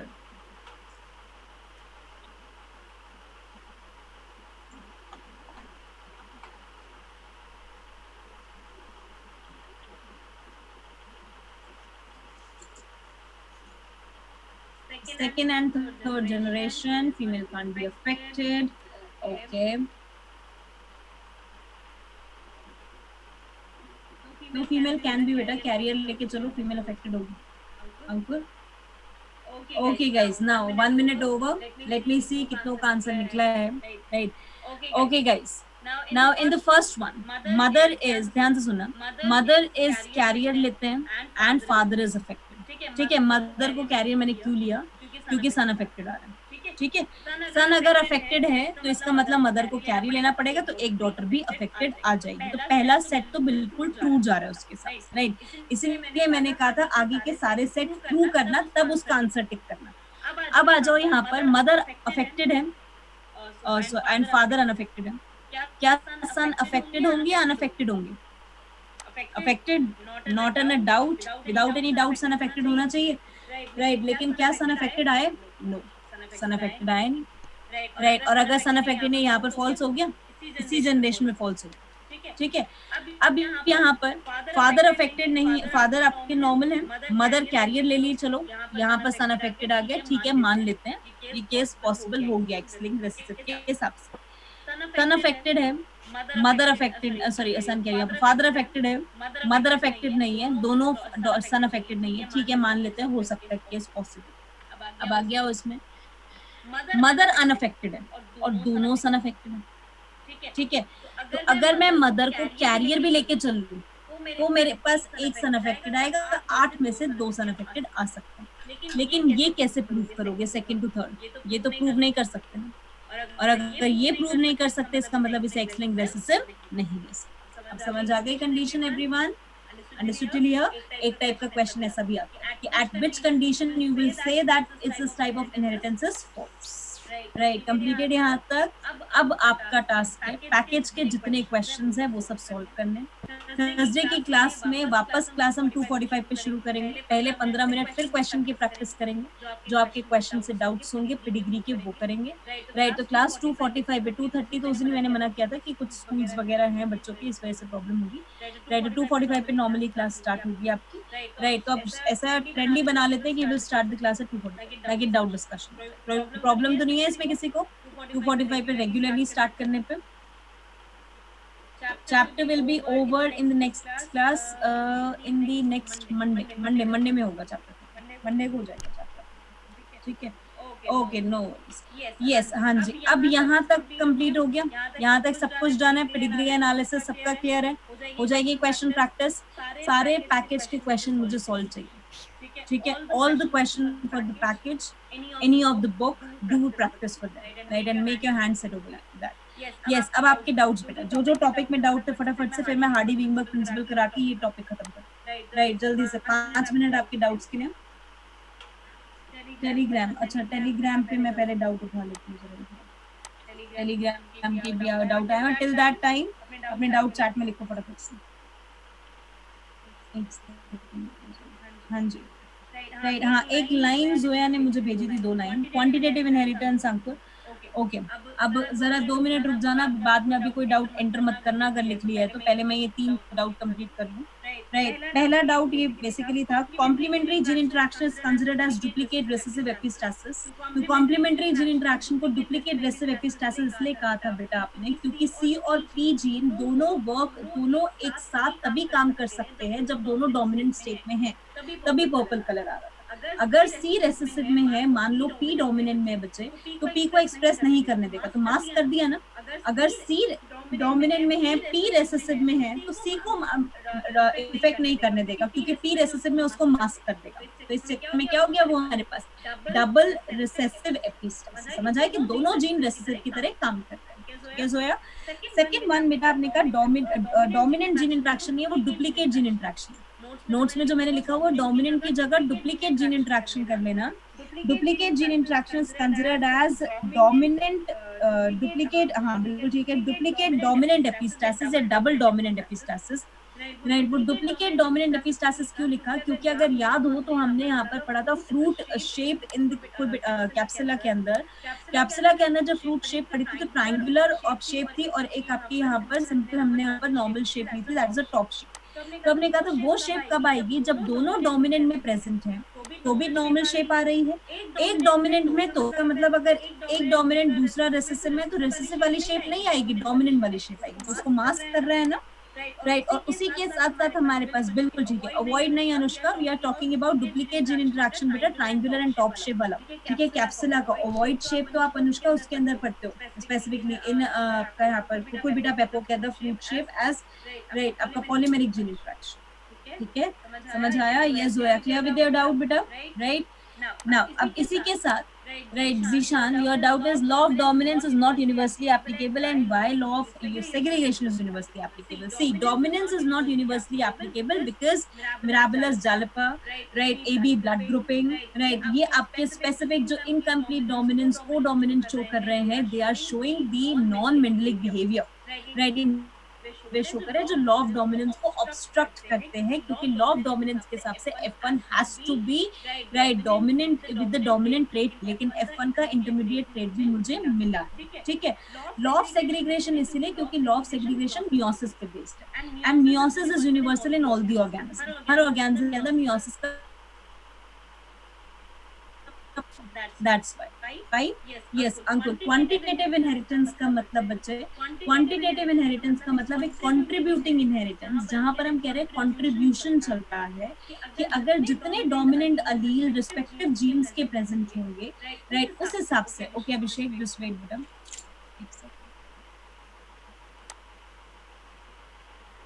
Okay, is it fine Abhishek now?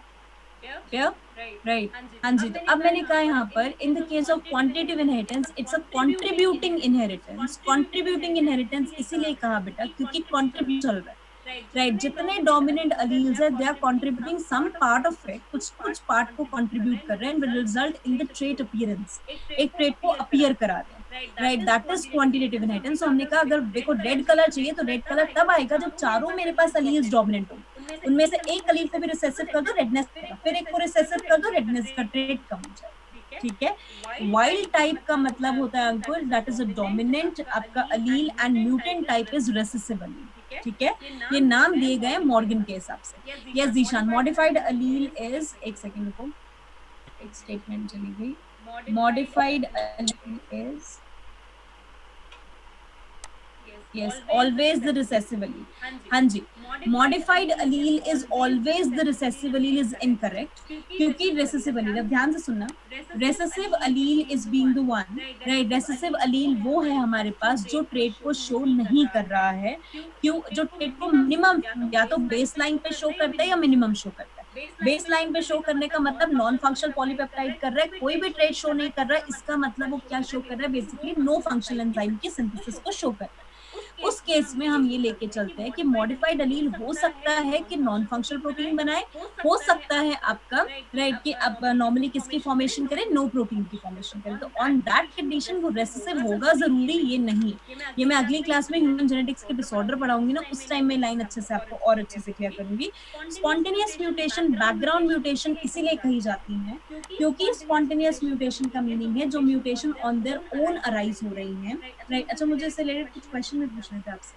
Right, spontaneous mutation को हम बैकग्राउंड म्यूटेशन बच्चा इसीलिए कहते हैं because these mutations are arising due to the natural causes, right, which may found in the one generation and not appear in the next coming generation. हो सकता है आगे की जनरेशन में अपीयर ना हो सकता है आगे की जनरेशन में हाइड हो जाए, क्योंकि ये एक सेल के खुद के एरर की वजह से आई है। दे आर द बैकग्राउंड, जो सेल में एरर की वजह से चल रही है, कोई म्यूटेजन इनको इम्पोज नहीं कर रहा। राइट, समझ आ गया point? Right, okay, and the next one if I will से gene present on the different, yes, gene present on the different chromosome do not show linkage। different means whether on the another homologous member बेटा or whether on the any non homologous member।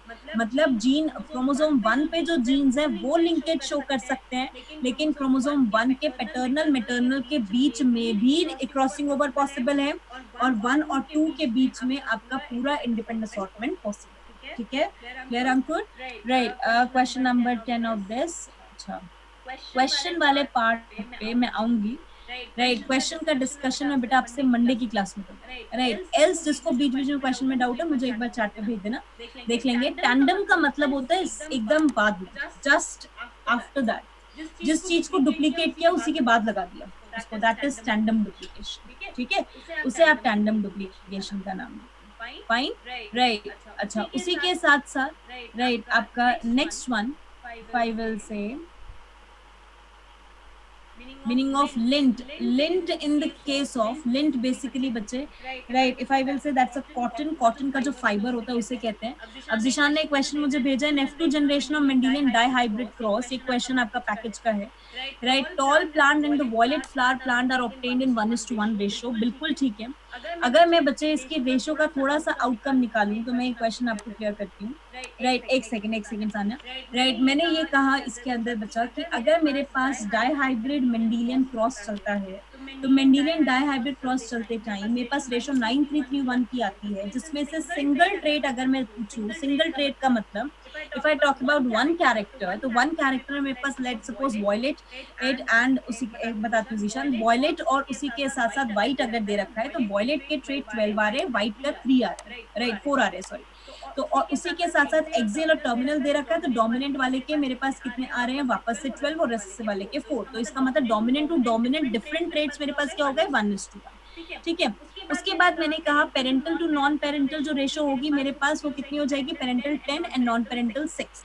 Recombinant कितने obtain होंगे guys, tell मी, recombinant कितने हैं मेरे पास 9:3:3:1, recombinant 3:3 ratio 1:1।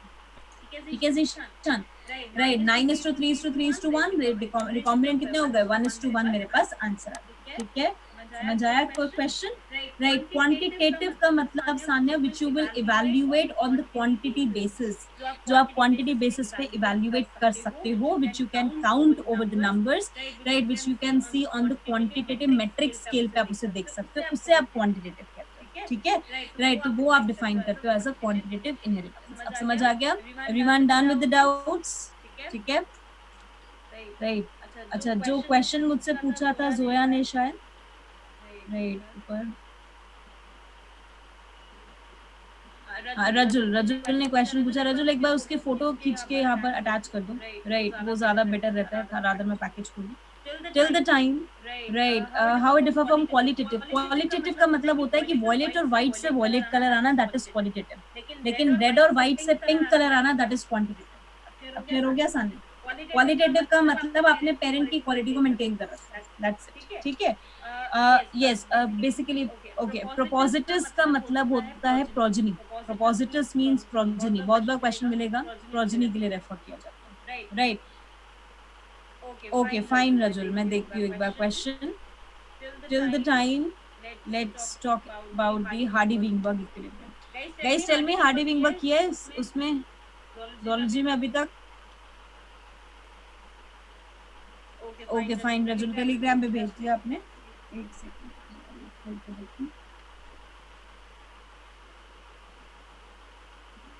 Okay guys, नहीं अभी नहीं किया है क्लास में। चलो मैं थोड़ा सा डिस्क्रिप्शन दूंगी, आपको सर डिटेल में कराएंगे, ठीक है, राइट। I just give a small description about it. Fine Hardy Weinberg equilibrium, क्योंकि मुझे इसका एक क्वेश्चन कराना है आपको इस वजह से। अच्छा, एक क्वेश्चन रजुल ने भेजा है यहाँ पर। Select the correct statement out of the following. Number first, मुझे बताते जाना correct incorrect. I am reading the statement. Sex determination honey bee is based on the number of set of chromosome an individual receive. Sex determination in honeybee, right, based on the number of set of chromosome and individual receive। True है ना? क्योंकि mail के अंदर तो एक ही set जाएगा, female के अंदर दो सेट जाएंगे, बिल्कुल ठीक है। In human being Y carry SRY gene. Human being में वाई क्रोमोसोम, बिल्कुल सही है, वाई क्रोमोसोम के पास SRY जीन होता है, तभी TDF फैक्टर बनता है बच्चे, और तभी बेसिकली टेस्टिस का डिफरेंशिएशन प्रॉपर हो पाता है। That's why the male sex is going to be developed. That's why we say Y define the maleness. Clear? Right. उसी के बाद in human male, all the sperm contains same number and type of autosome and sex chromosome. In human male, all the sperm carries same number and type of autosome and sex chromosome. False. क्या गलती है इसके अंदर? Not the same type of sex chromosome. Sex chromosome same नहीं होते, बिल्कुल।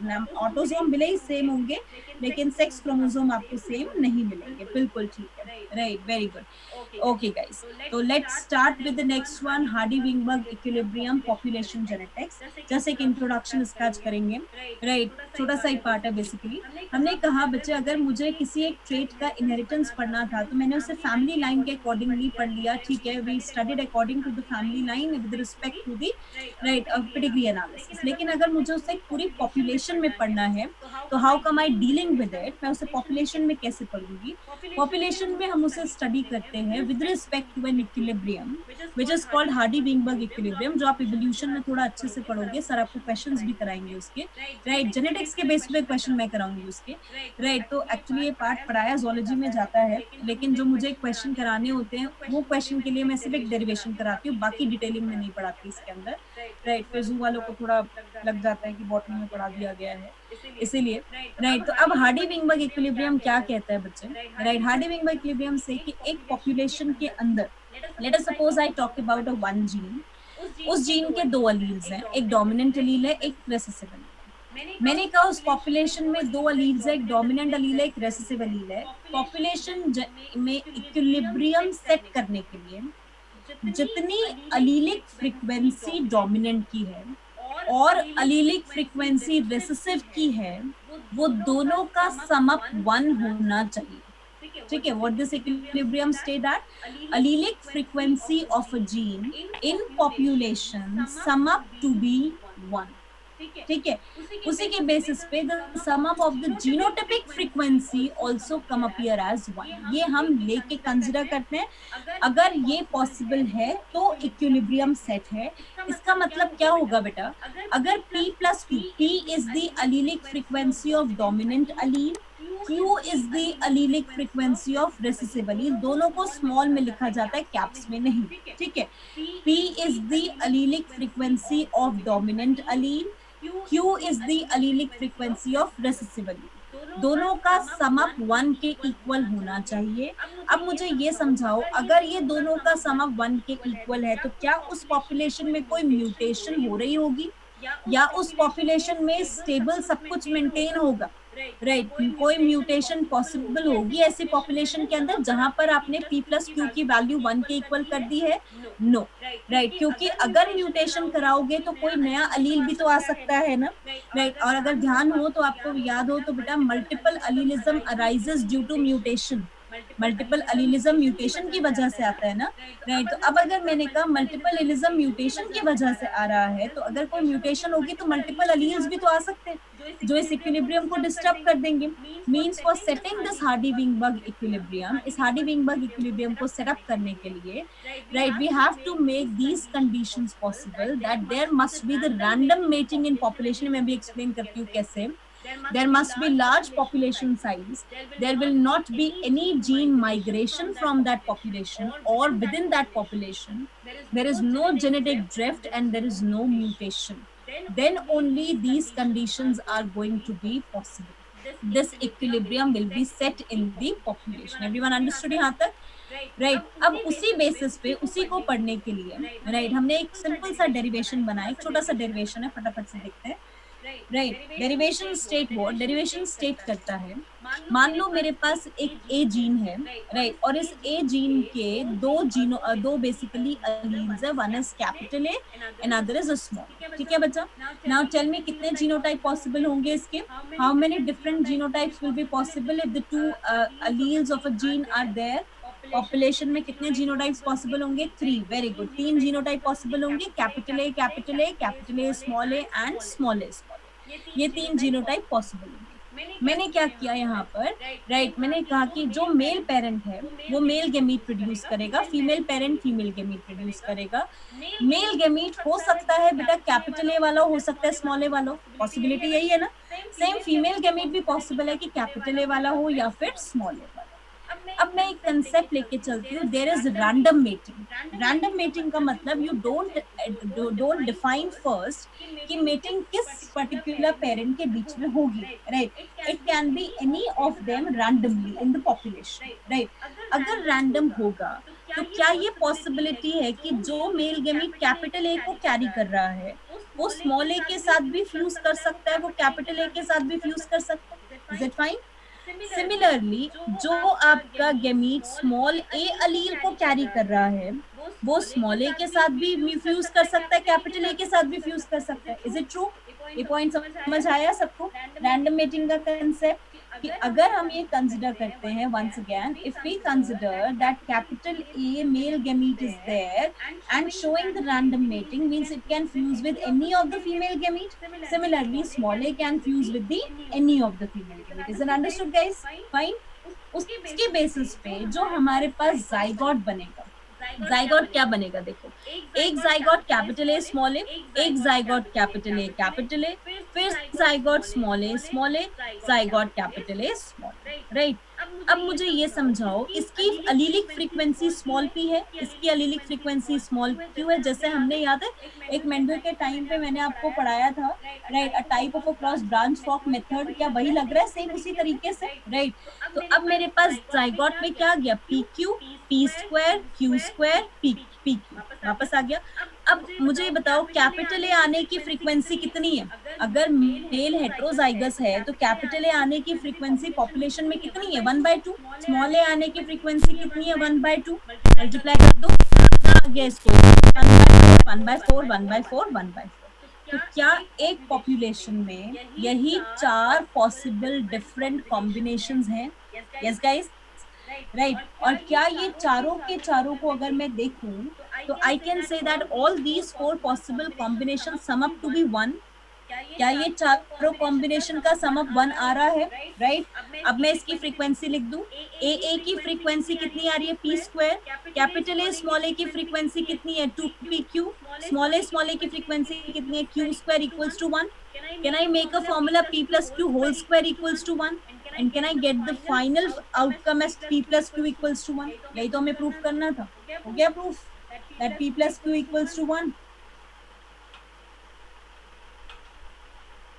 बन गया हार्डी-विंगबर्ग इक्विलिब्रियम और population genetics.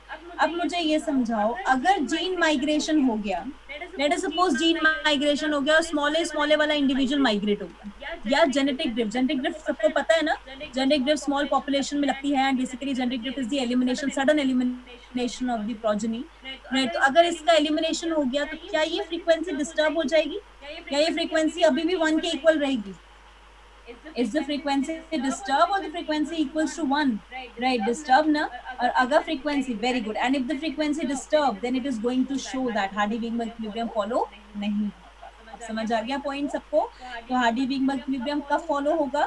When there is going to have this particular condition that there is random mating, large population size, no gene migration, no genetic drift, and no mutation.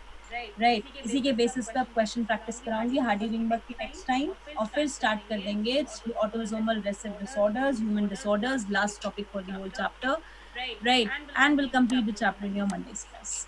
Completed everyone till here? Yes guys, any particular doubts?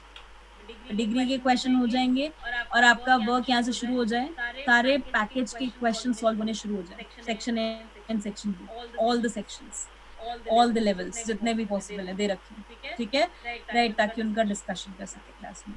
Okay guys, okay everyone, so will meet